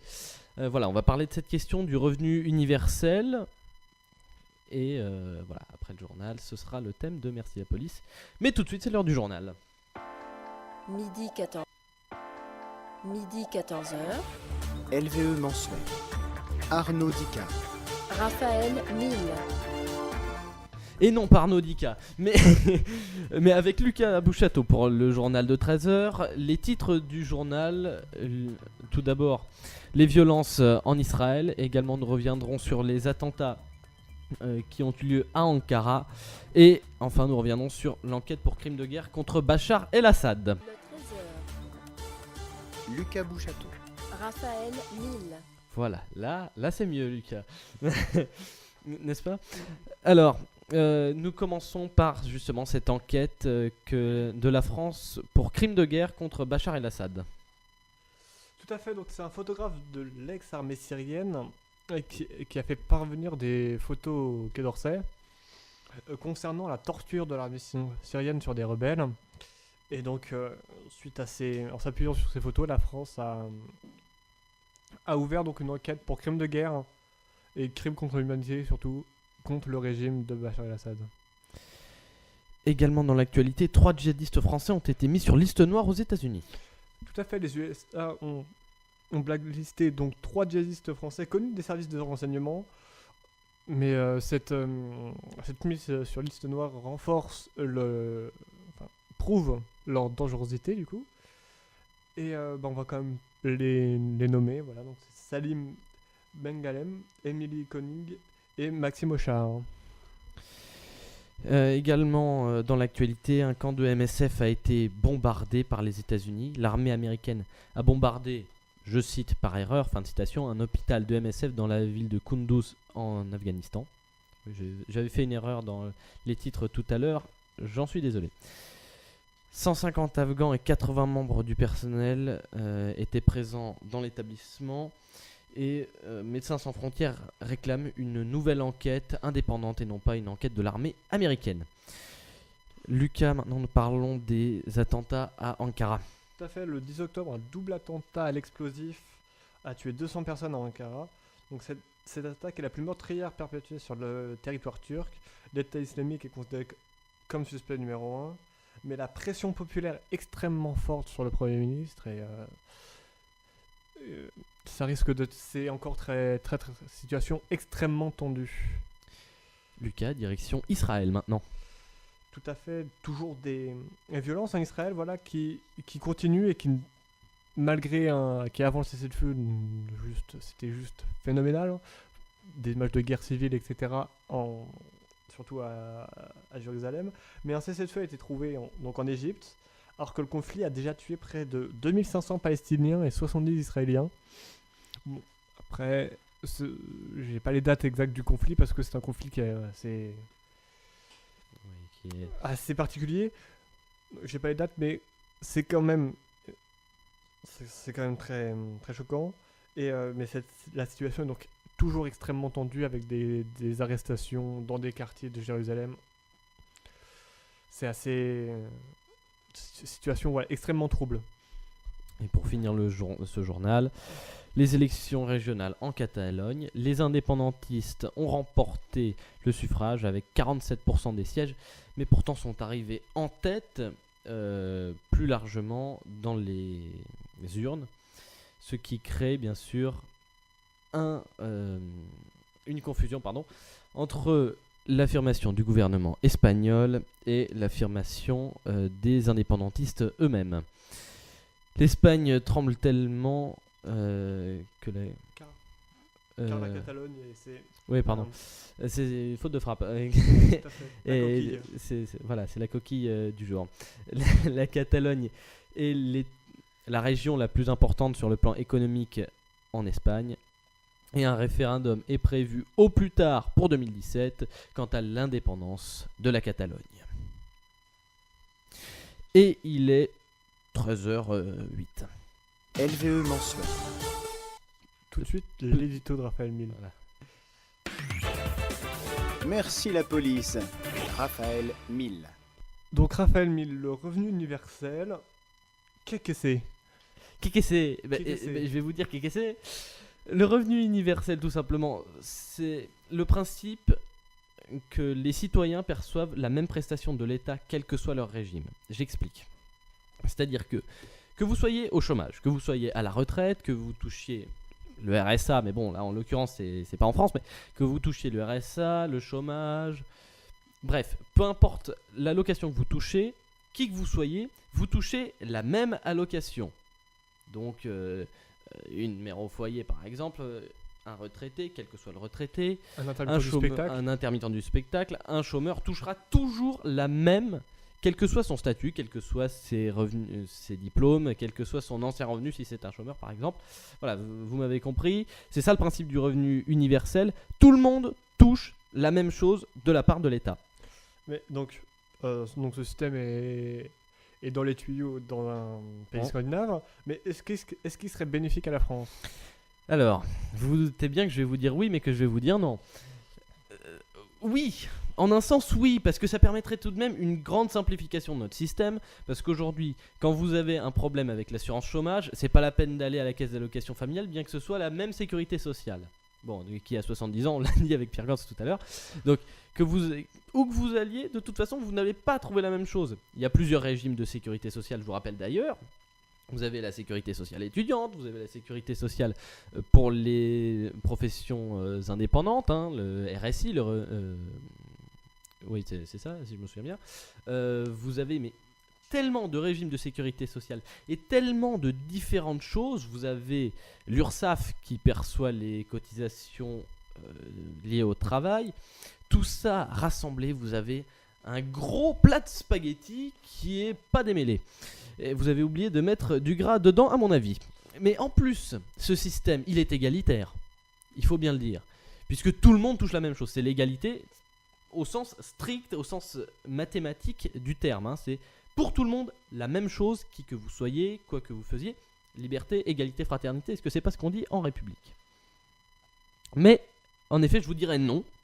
Non, parce que pour combattre la pauvreté, qui est tout de même le principe de l'assurance maladie, de l'assurance sociale que nous avons en France, la sécurité sociale qui a donc, on le répète une fois de plus, 70 ans.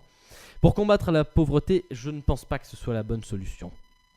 Parce que tout le monde va toucher la même chose.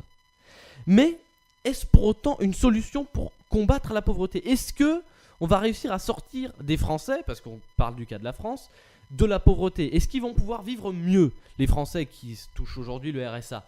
Eh ben, je pense pas forcément. Il vaudrait mieux aujourd'hui garantir un revenu minimum à tous, et j'ai bien dit revenu minimum, donc l'État se porte garant pour ceux qui ne touchent pas assez d'un revenu minimal mensuel, je parle, à tous, plutôt que le même revenu pour tout le monde.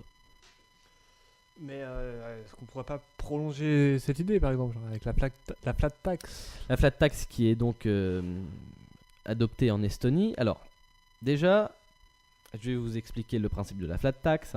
La flat tax, c'est que tous les citoyens paient le même taux d'imposition, qui qu'il soit. Donc, par exemple, quelqu'un qui est au SMIC paierait le même impôt que quelqu'un qui est à un revenu 3 fois supérieur au SMIC, par exemple. Ça, c'est adopté en Estonie et c'est le même principe à l'envers. Voilà. La taxe est à 20% pour tout le monde en Estonie. La TVA, l'impôt sur le revenu, en fait, tout est pareil. Alors, l'avantage, c'est que là, c'est très simple en Estonie, puisque vous payez juste avec une carte, et puis sur votre ordinateur, vous avez un lecteur de carte, tout est dans votre carte d'identité, et vous payez tout d'un coup. Alors ça, c'est vachement pratique. Mais, là, on touche un problème. C'est que l'Estonie et la France, c'est pas la même chose. Est-ce qu'il y a un régime social aussi généreux que le régime social français au monde ? Non.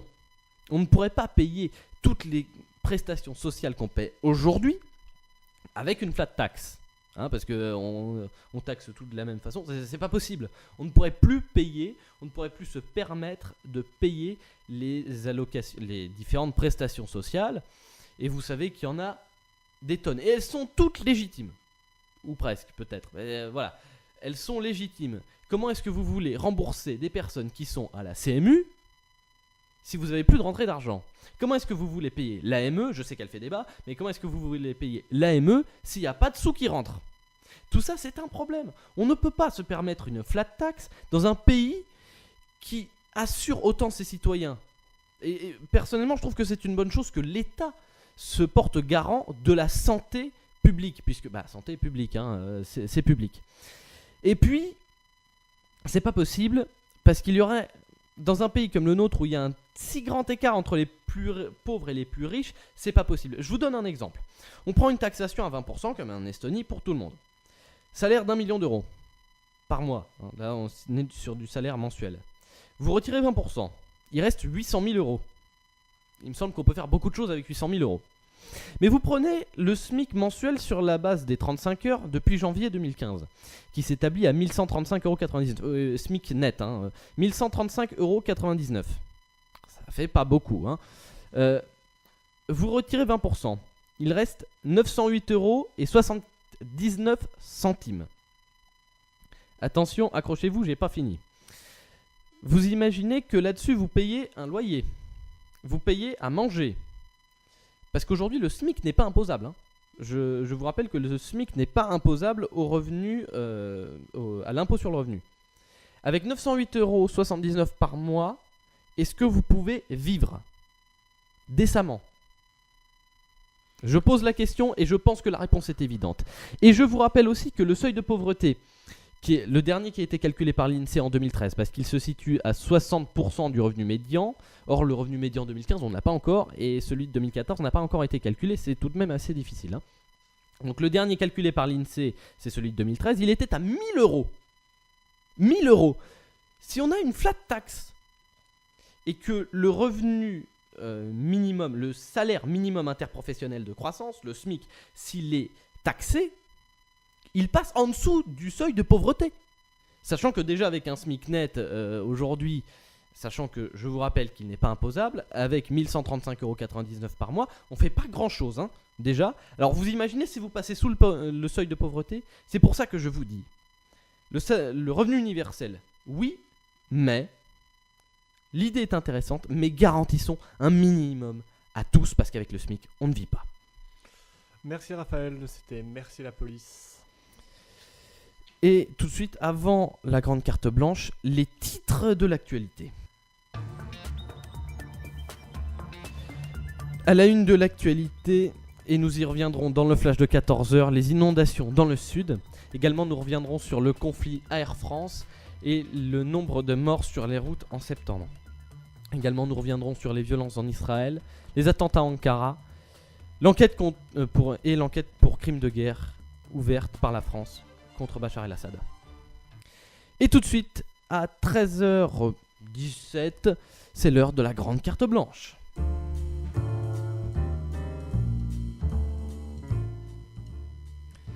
Antoine Robin, qui est à la technique, va passer également au micro, n'est-ce pas? Bonjour Antoine. Bonjour à tous. Ah, il est là. Alors, la grande carte blanche, vous connaissez le principe, hein, Non, répétez-le s'il vous plaît. c'est le bordel, voilà, pour le dire C'est qu'il n'y en a pas. Le principe, c'est qu'il n'y en a pas. Exactement. Et bon, Lucas, vous m'avez dit qu'il y a quelques sujets que vous aviez en tête. Moi, je me suis dit que là, on était 3, normalement 4. Normalement 4. Oui, d'ailleurs, tiens, on va y revenir là-dessus. On va y revenir là-dessus. Mais donc, moi, je me suis dit que on aimait tous bien parler et qu'on aimait tous confirme. un peu réfléchir, etc. Donc, moi, je me suis dit, je vais vous poser des questions. Voilà, on va pouvoir débattre sur des questions, sur des mini-débats. Bon, ça va pas être du niveau de la question du mois. La question du mois, oui. Mais voilà, donc moi j'aimerais bien commencer par une question. Voilà, je vais commencer par me poser une On vous question. écoute. Si vous posez une affirmation, ça poserait problème. Est-ce que c'est l'homme qui prend la mer ou est-ce que c'est la mer qui prend l'homme?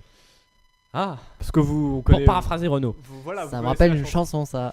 Voilà, donc moi voilà, c'est. J'ai envie de dire les deux. J'ai envie de dire c'est un petit peu des deux. Parce qu'au fond, je sais pas, vous avez déjà fait de la voile, Lucas? J'avoue que je suis pas très sport nautique. Antoine? Non. Bon, bah moi qui en ai déjà fait, je peux vous dire que la première fois vous prenez la mer et après c'est la mer qui vous prend. Non, mais parce que. Pour résumer ma réponse, ouais, voilà, c'est ça. La première fois, on va dire que on prend la mer, mais après, Mais, après ça devient addictif, quoi. d'accord, donc tu penses que c'est la première fois t'es vraiment maître, mais après c'est une drogue quoi en fait, c'est un peu. Ouais. Ouais, parce que Gros blanc. je sais pas, non mais je sais pas parce que des fois voilà, là par exemple aujourd'hui en tout cas je sais pas, si t'es par exemple à Samois-sur-Seine, tu ne peux pas aller faire du bateau. Si, Enfin si je peux aller faire de l'aviron. ou Il même. y a un club nautique, zut. Ouais non mais c'est. Eh bah oui, eh bah oui, eh bah oui. Eh Eh bah bah oui. voilà, C'est eh pas bah la voilà, mer, c'est hein. pas la mer. La question c'est. Là, d'accord, là c'est mieux. Est-ce la mer qui prend. Non. Donc comment tu fais? Bah tant pis. Ah bah voilà. Donc du coup, si tu retournes faire de la voile par exemple, est-ce que tu vas reprendre la mer ou est-ce que c'est la mer qui va t'avoir? Mhm. Là je sais pas. Bah, si la merde t'a, on va plus t'avoir, nous.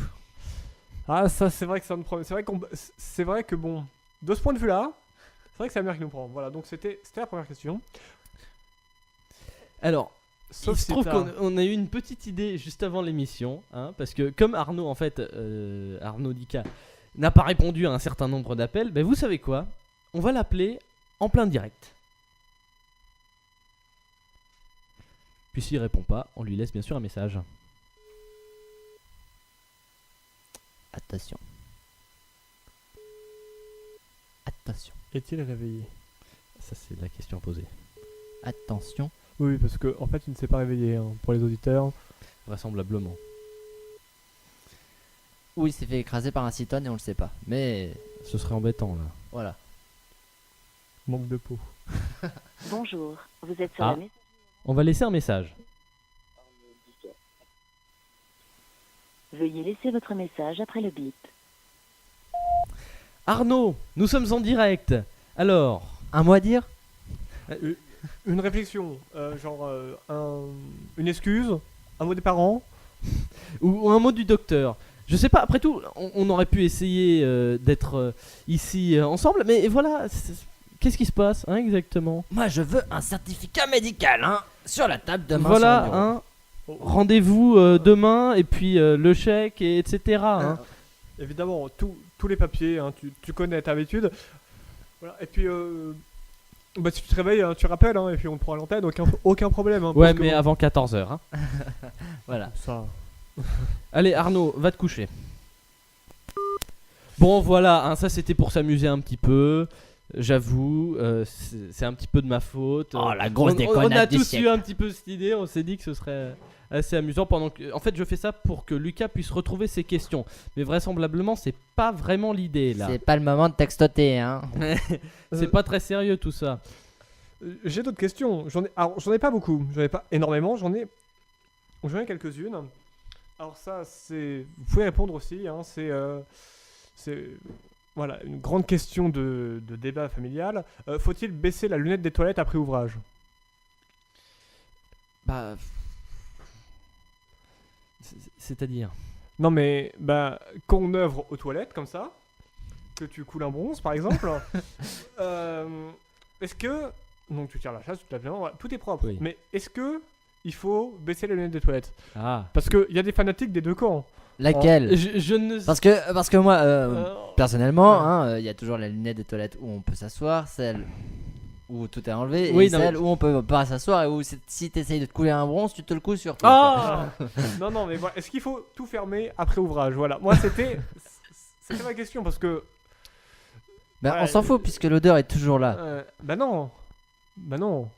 Alors parce que par Non exemple, mais c'est pas ça la question en par fait. exemple, je voulais- La question c'est sur le principe quoi. C'est ça. voilà, c'est la ça. question parce de que, principe. Par exemple, moi quand j'étais petit, ma grand-mère me disait il faut fermer parce que même avant de tirer la chasse, parce que comme ça les microbes ne remontent Ne pas. sortent pas. Voilà, moi je trouve ça complètement con parce que je sais pas, ça aspire, tu vois. Donc c'est pour ça que je pose la question en fait, parce que je sais qu'il y a beaucoup de gens, notamment beaucoup de filles, je sais que je m'avance pas là-dessus, je sais que c'est du sexisme, etc. Je fais des généralités, je sais. Je Assume. confirme. mais qui dit il faut faire pour le principe, voilà, pour le principe il faut baisser la lunette des toilettes. Donc moi je le fais quand même parce que Parce qu'il y a des principes aux toilettes. c'est ça, genre je ferme. Mais en fait, j'avoue, je me pose aussi cette question, c'est-à-dire que je ne sais pas, je me Voilà, demande c'est quelle est la règle globale de courtoisie, qu'est-ce qu'il faut faire. exactement parce que Alors tu invites une dame aux toilettes. Ah non. parce que moi je le fais parce que par exemple moi je le fais donc par principe comme ça, et quand je retourne la prochaine fois après, et ben la lunette est levée, donc je me dis Quelqu'un a saboté mon travail. c'est ça, je me dis qu'est-ce qu'il faut faire du coup. Donc vous pouvez même pas m'aider là-dessus. Est-ce que vous qui nous écoutez pouvez nous répondre si vous avez une réponse là, parce qu'on est perdu. Voilà, sur notre direct ou éventuellement si vous voulez sur Twitter, hashtag LVE mensuel, je vous le rappelle une fois de plus, vous pouvez toujours nous parler par ces biais-là. Mm. Moi j'aurais dit, moi personnellement, je ne le baisse pas et je dis à la personne suivante, démerde-toi et fais avec les odeurs. Alors, j'ai un auditeur qui me raconte une petite blague dont je vous fais part. Oui, bien sûr, par téléphone et non pas pour tout le monde. Et Non, mais tu rêves. il paraît que le chat ne marche pas, donc moi je propose. Mais il y a la parole- Il y a Twitter. Mais Passez sur Twitter, mais voilà, le chat ne marche pas, je sais pas pourquoi, j'essaye de voir le Donc, problème, c'est mais pas grave. je n'ai pas trouvé le problème. je suis opticien ébéniste. Qu'est-ce que je fabrique? Opticien quoi? Opticien ébéniste. Il fait des épées? Non. Non. Opticien Non, ébéniste. j'imagine que il doit faire les comment Les verres pour les lunettes? Non, bah justement, un ébéniste il fait du bois, donc plutôt les montures. les montures, mais des montures en bois, non? C'est pas ça? Alors, la réponse à la question c'est des lunettes de WC en bois. J'avoue, je ne comprends pas. J'avoue, je ne comprends pas. elle est bonne. Enfin, je trouve que c'est une, je trouve qu'elle est bonne celle-là. Voilà. La c'était- lunette en bois, d'accord. Et voilà, moi j'ai une dernière question. Ça Faut-il tombe le bien mettre parce dans que le j'ai trou encore ou à des côté trucs, j'ai Une aussi dernière des trucs question à dire. après à vous poser. Un grand débat. Un grand débat. La merguez est-elle de gauche? La merguez, comment ça? La merguez. Qu'est-ce qui ferait qu'elle serait de gauche? Non mais parce Et que qu'est-ce qui ferait qu'elle serait de droite? Quand tu vas Par exemple, à oui, des aussi. manifestations par exemple d'organismes syndicales de droite, de gauche par exemple, pardon, j'ai fait le lapsus. Révélateur. Voilà. Et bah, c'est vraiment la nourriture, c'est genre de l'ouvrier ou genre du mec qui a pas beaucoup d'argent et qui mange des merguez, tu vois. Est-ce que. C'est pas plutôt la saucisse de Francfort là?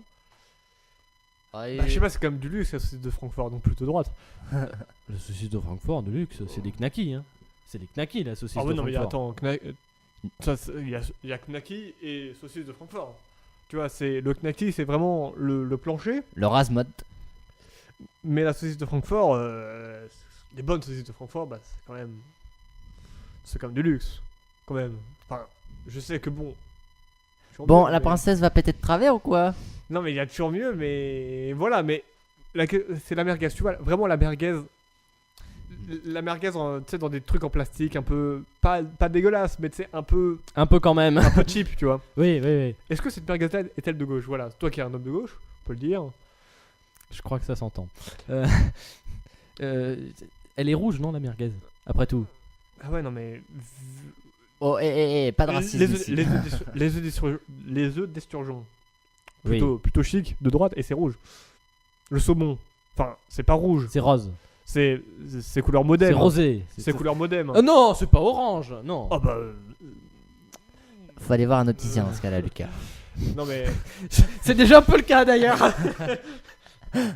Je vous dis bonjour. Donc un auditeur qui me dit la merguez est plus de gauche que l'andouillette. Je pense que c'est plutôt vrai. Parce que bon, l'andouillette quand même. Genre, tu peux aller acheter des andouillettes, genre j'ai vu des andouillettes genre quintuple A machin, 50 € l'andouillette, enfin des trucs de dingue. Faudrait voir quel est le plat préféré de François Hollande. Ça pourrait être un bon baromètre, ça. Ouais, et savoir- tu prends l'opposé et donc t'as un plat de gauche. Voilà. Moi je dirais que la merguez est un plat de gauche si on prend le fait qu'elle pique quand tu l'as mangé. Non mais parce que Ça laisse un arrière-goût assez piquant. tu sais, tu sais, la merguez qui est un peu. Non, c'est un peu ce que tu manges, genre, je sais pas, quand tu vas manifester, genre, je sais pas, devant une usine Peugeot en Lorraine. Oui, avec Non, le non, barbecue en plus. Hein, faut pas Tu oublier le vois, c'est barbecue. ça, genre, tu prends ta baguette et ta merguez, tu vois, c'est. Non, quand je c'est suis pas- devant une usine Peugeot en train de manifester, c'est que je me dis, mais putain, qu'est-ce que je fais là? C'est un autre débat. C'est un autre débat, mais genre, généralement, la nourriture, tu vois, c'est vraiment. Voilà, c'est un peu. Bah, déjà, on a. Je demande un hot dog ou une pizza. Bah, voilà, le hot dog. Le hot dog, c'est quoi? C'est quoi comme saucisse? Du knacky. C'est la knacky. Et donc, c'est de la saucisse de De merde. Francfort. Voilà, et il a donné la bonne réponse. Non, mais.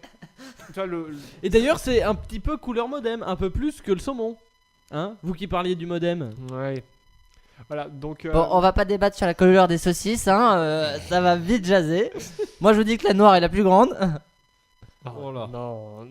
Ça, c'est le boudin, ça. T'as je jamais crois vu pas. un boudin entier, toi. C'est tout petit, un boudin Euh, entier.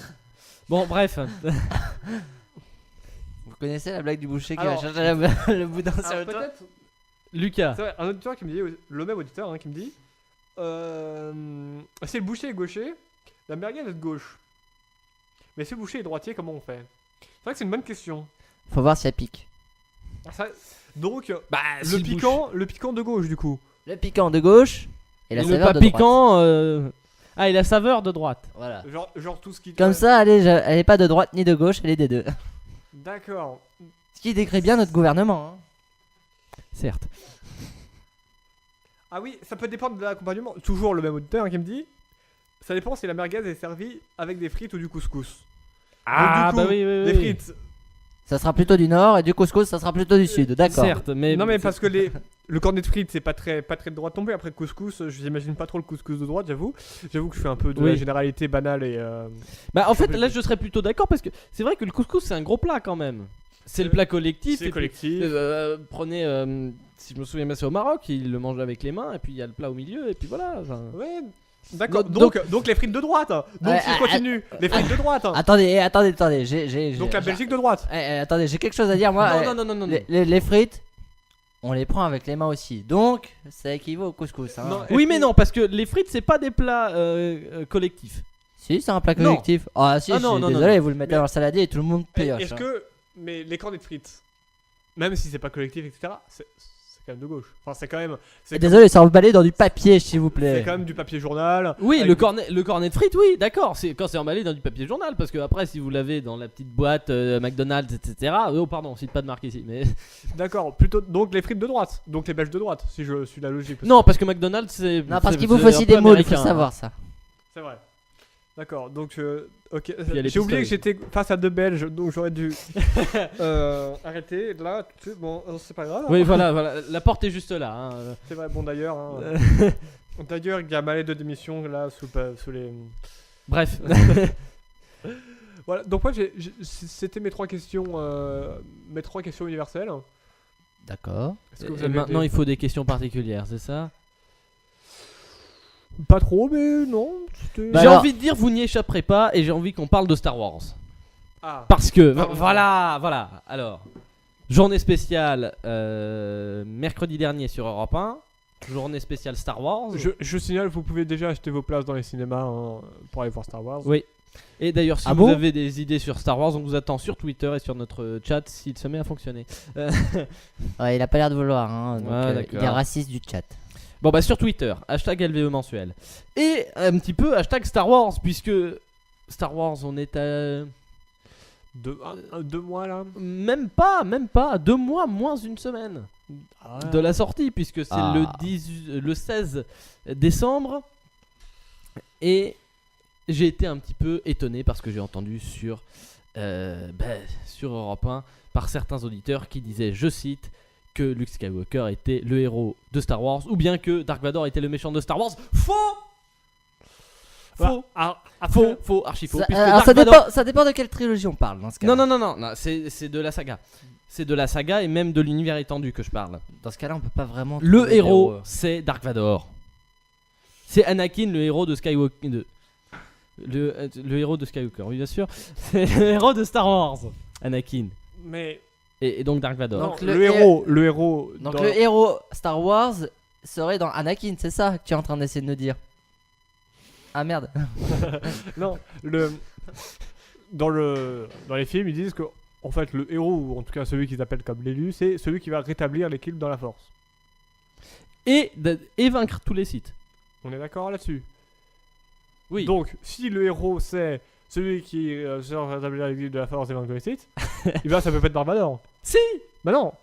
Mais regardez-moi Star Wars 6, non. Qui bute l'empereur?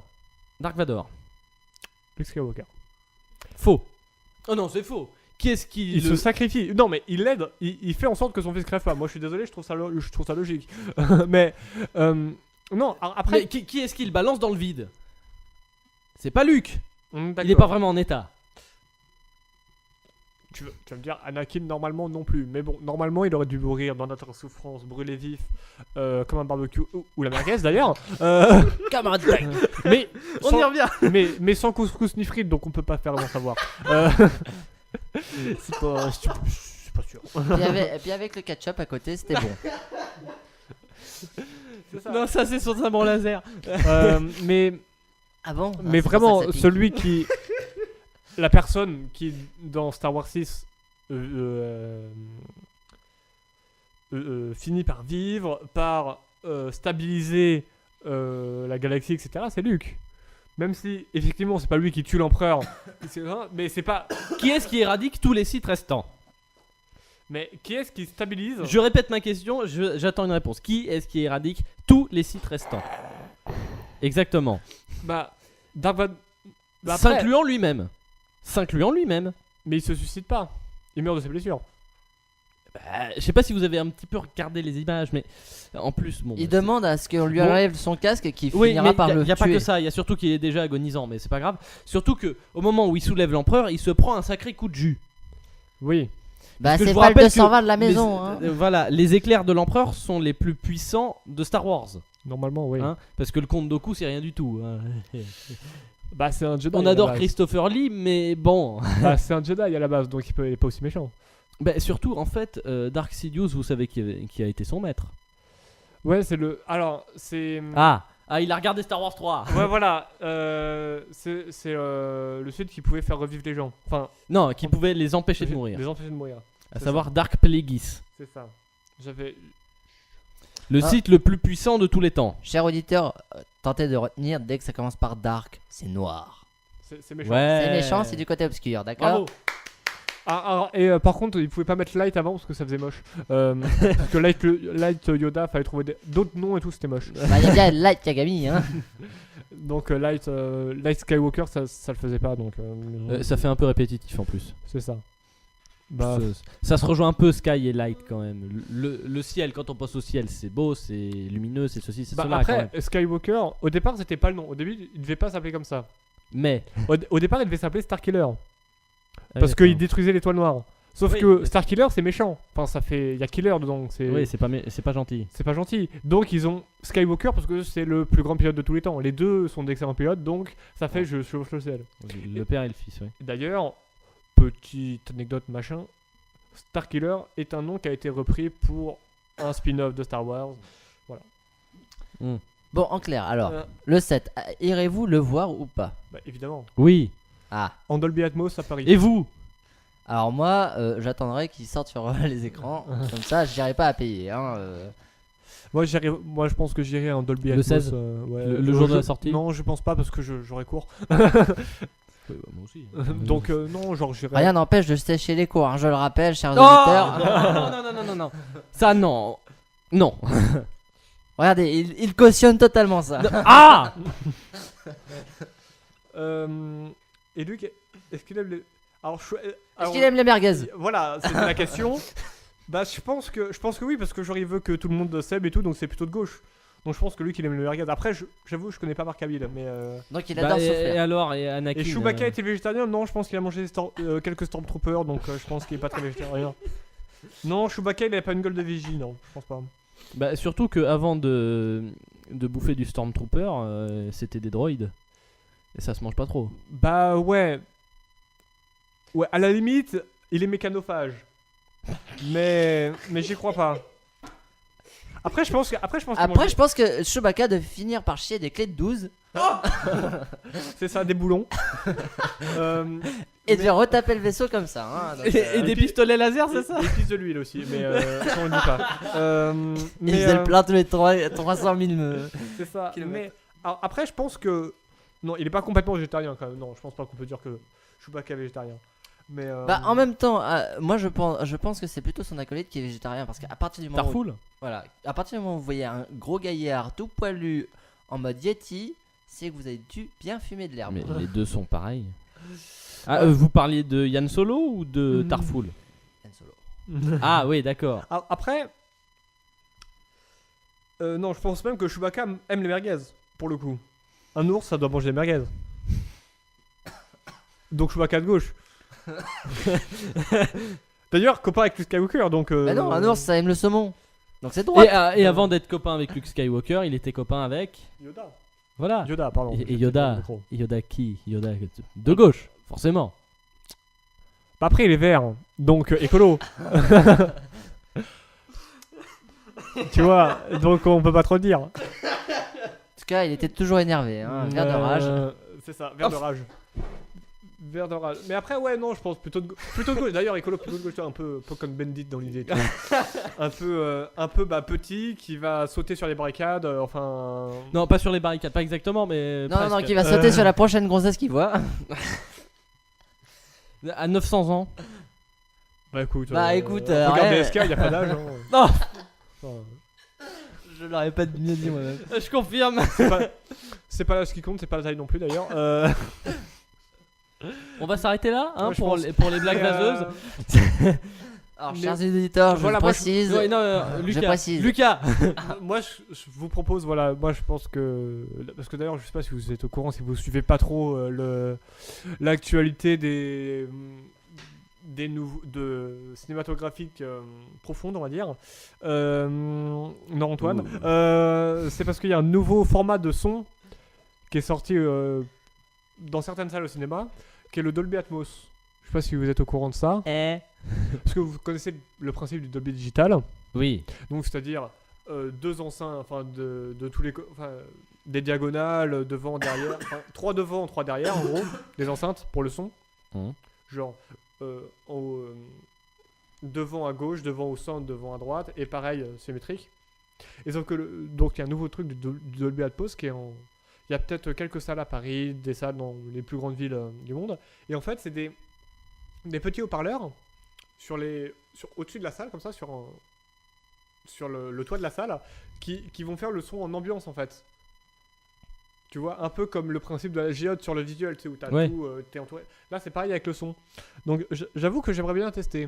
Moi, je pense que je vais aller voir Star Wars 7 comme ça. Ouais, pourquoi pas. La 3D pour Star Wars? Oui, non. Non, oui. J'ai peur de la 3D, mais je me dis, sur un film comme ça, ils vont pas le rater. Tu vois, parce que un des premiers films avec la 3D, c'était quand même Avatar.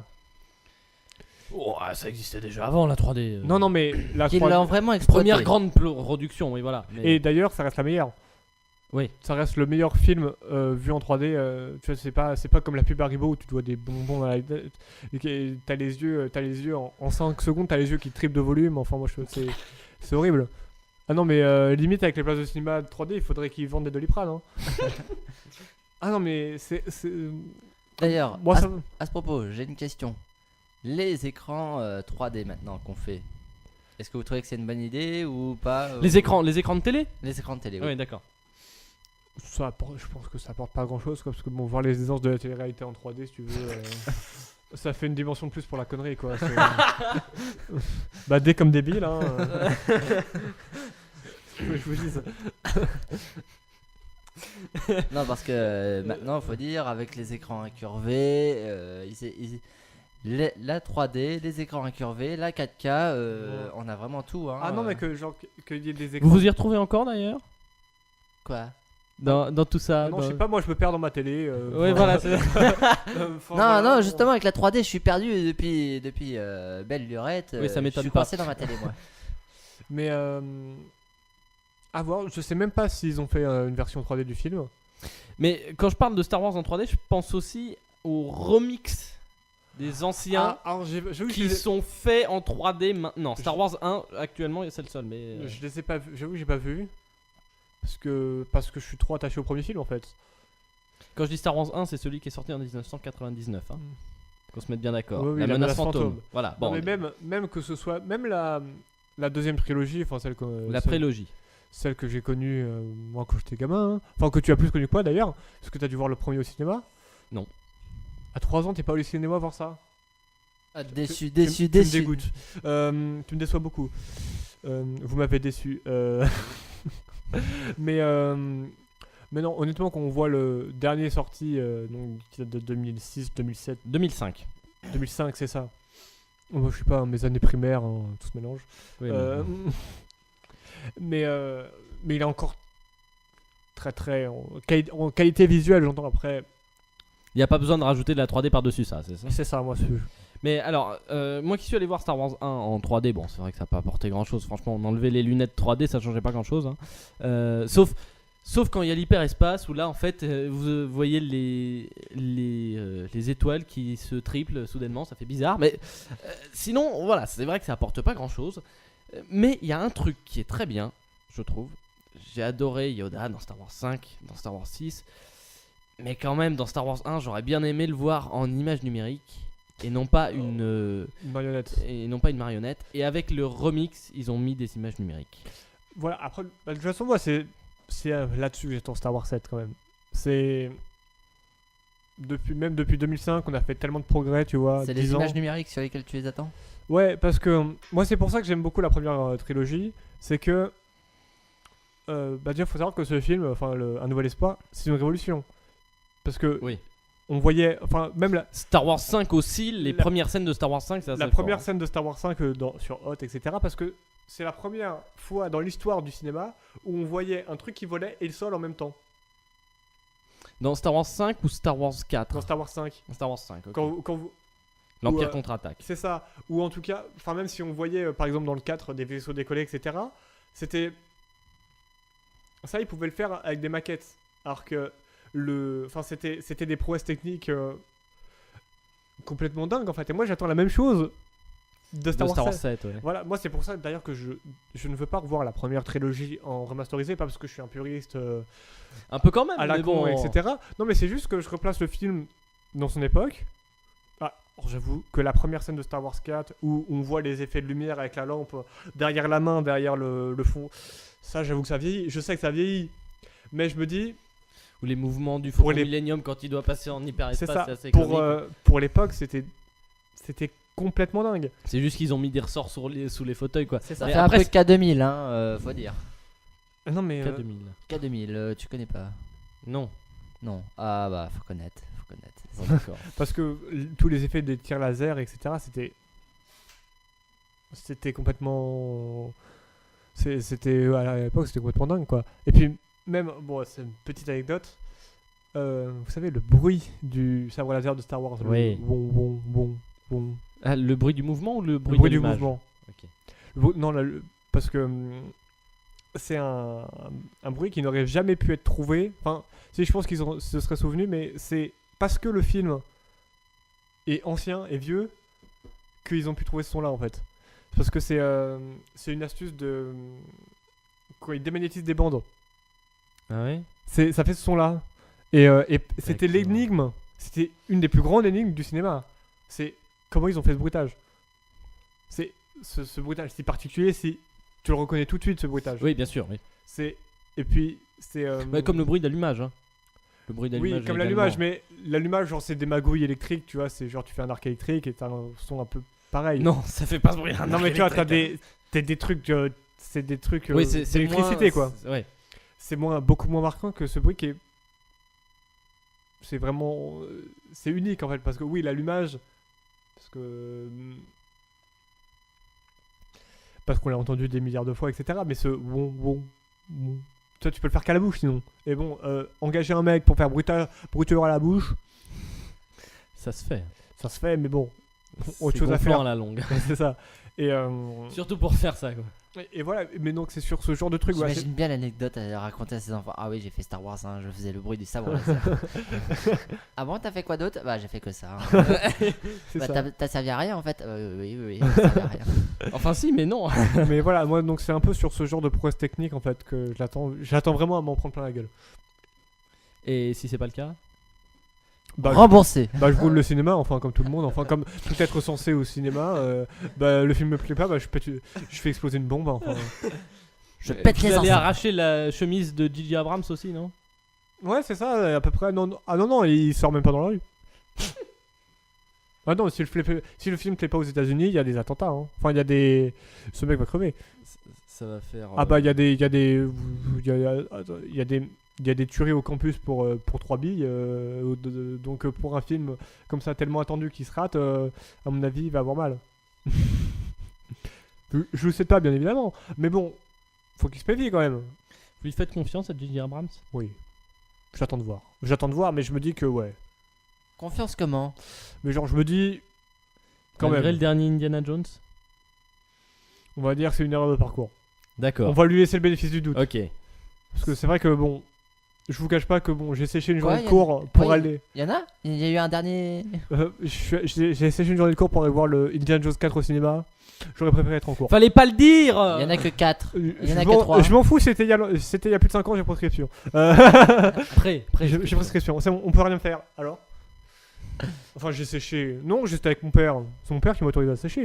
Alors Oui, mais faut pas le dire. Ça, j'ai perdu le fil. Tiens, et toi, tu lui fais confiance ou pas? J'attends de voir. Parce que je n'ai pas son CV sous les yeux. Indiana Jones, j'avoue, j'en ai vu aucun. Quoi? T'as vu aucun Indiana Jones? J'avoue. Il y a une fenêtre. Vous allez entendre un bruit fracassant. D'ici quelques secondes, ça sera moi en train de sortir le régisseur. Non, parce que le régisseur, c'est vous. Ah oui. Ça s'appelle de la défenestration. Du suicide par défenestration. Moi, je te propose, Raphaël, on va faire un suicide assisté. Mais. Je par demande à défenestration. des abeilles de me piquer, à mon avis, c'est ça. Il est 2h moins 10. C'est vrai! 2h moins 10. Qu'est-ce que ça signifie? Ça signifie au boulot. Au boulot. J'entends que ça, moi. Envoyez vos dons. Hein. Donc voilà. Alors voilà. C'est. Pour le. Voilà, donc après, c'est vrai que cette auditeur a raison. Hein. Est-ce que Dark Vador va avoir des oreilles de Mickey? J'avoue que j'ai peur. Et j'ai peur de la chanson aussi au milieu. Hein. J'avoue que j'ai peur de la chanson. On verra. J'y crois pas. La chronique de Jazz Actu. Lucas, C'est moi. la chronique de Jazz Actu. Avec Tout à vous, fait. rédacteur en chef de Jazz Actu. Tout à fait, voilà. Donc, Et à retrouver d'ailleurs après sur Jazz Actu. voilà, donc voilà, moi j'ai suivi un petit peu l'actualité politique, etc. Et donc je me suis dit non, pas encore quand même. Et donc je me suis amusé à me refaire un petit peu toutes les affaires ou mini scandales, etc. qui ont agité le monde politique français avec l'œil du second degré.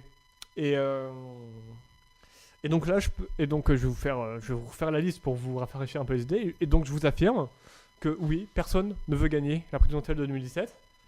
Donc je vais vous faire un petit tour de table entre Mélenchon, qui maintenant brûle toutes ses chemises blanches depuis Air France, les écolos qui se bastonnent pour savoir qui va couler le premier, Macron qui s'essuie avec le sacro-saint code du travail du PS,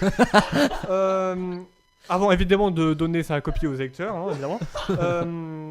Donc Beyrouth, toujours en conseil municipal à Pau, pas de nouvelles. Silence radio. Balkany pris en flagrant délit de non-triche, non-corruption et non-abus de biens sociaux. Quoi, c'est possible? Morano qui se prend pour la liberté guidant Jeanne d'Arc guidant le peuple. Ah bah c'est cru blonde hein, en même temps. Hein. Voilà, donc je vais pas. Alors j'avoue que le spectacle Morano, hein, voilà, on a l'impression, sans être méchante, sans la comparer, voilà, à un... Vous savez, on dirait, on s'amuse. J'avoue, je me suis amusé en regardant Morano, comme je m'amuse en regardant un chien qui essaye d'attraper la casserole attachée à sa queue. Tu sais. Voilà, j'avoue. Voilà, évidemment, ça me fait plutôt rire en fait, même si c'est évidemment pas drôle au premier degré, mais bon. Et Le Pen, voilà, qui pense que son parti monte à cause de ses idées. J'avoue que tout ça m'a amusé, déprimé, mais bon, je me dis que bah c'est la merde. je vous dis tous, hein, c'est la merde. Mais bon, faut plutôt en rire plutôt que d'être obligé d'en pleurer. Donc voilà, donc évidemment, maintenant que je vous ai dézingué tout le monde, je peux vous annoncer que le vainqueur de 2017 est... Abstention, voilà, avec majorité absolue, hein, évidemment. Premier tour, comme ça, avec un score du général de Gaulle. Et encore. Mais donc évidemment, hein, je préfère vous prévenir, aucun politique n'a été maltraité durant l'écriture de ce billet. Et évidemment, ma parole n'engage que moi. Journaliste indépendant, voilà, même si bon, la rédaction, peut-être que la rédaction pense comme moi, mais en tout cas elle aurait pas dit comme moi, donc voilà, tout seul à écrire ce billet, évidemment, me tuez pas s'il vous plaît. Pas maintenant. Et c'est tout pour moi. C'est déjà fini? Bah écoute, les meilleures choses durent qu'un temps.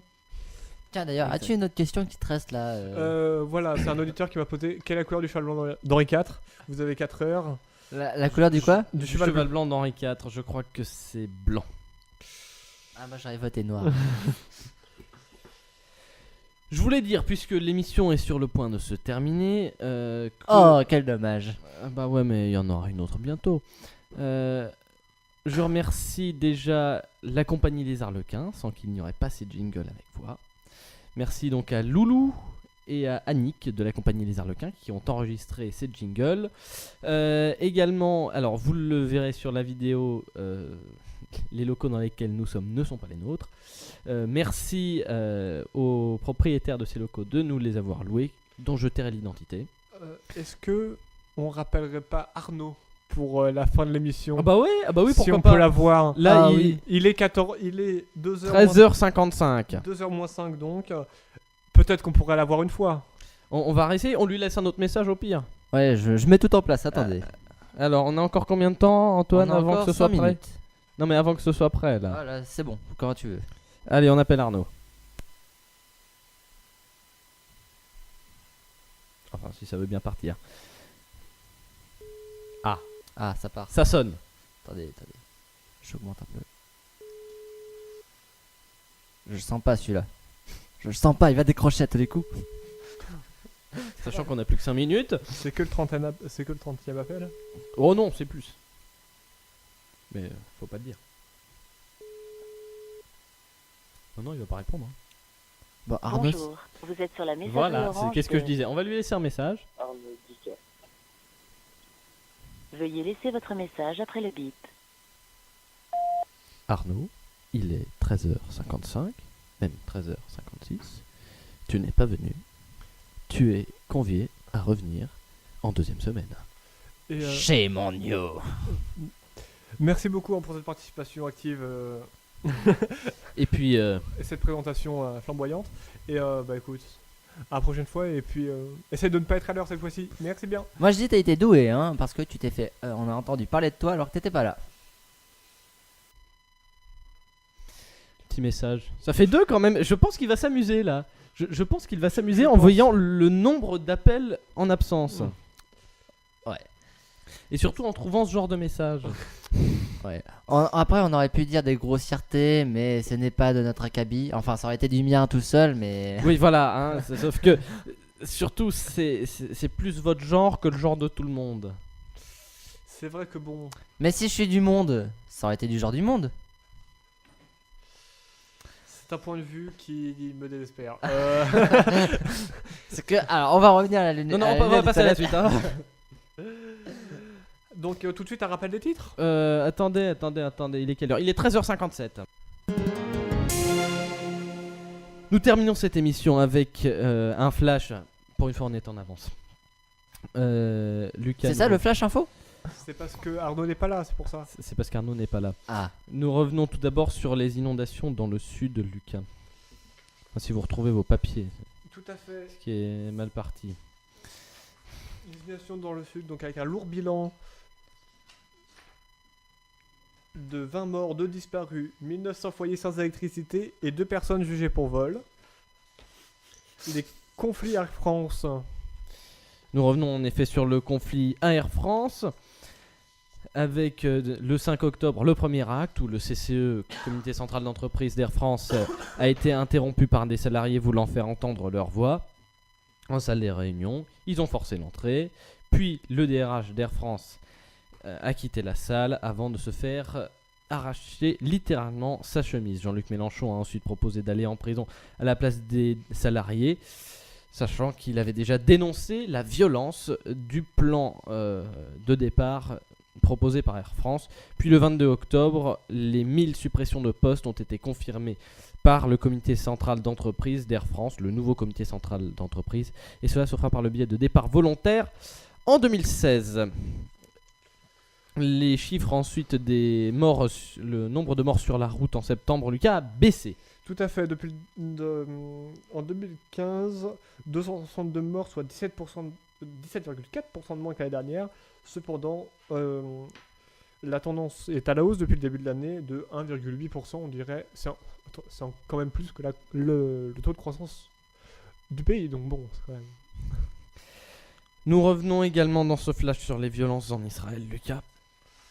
Tout à fait, avec... Ouais.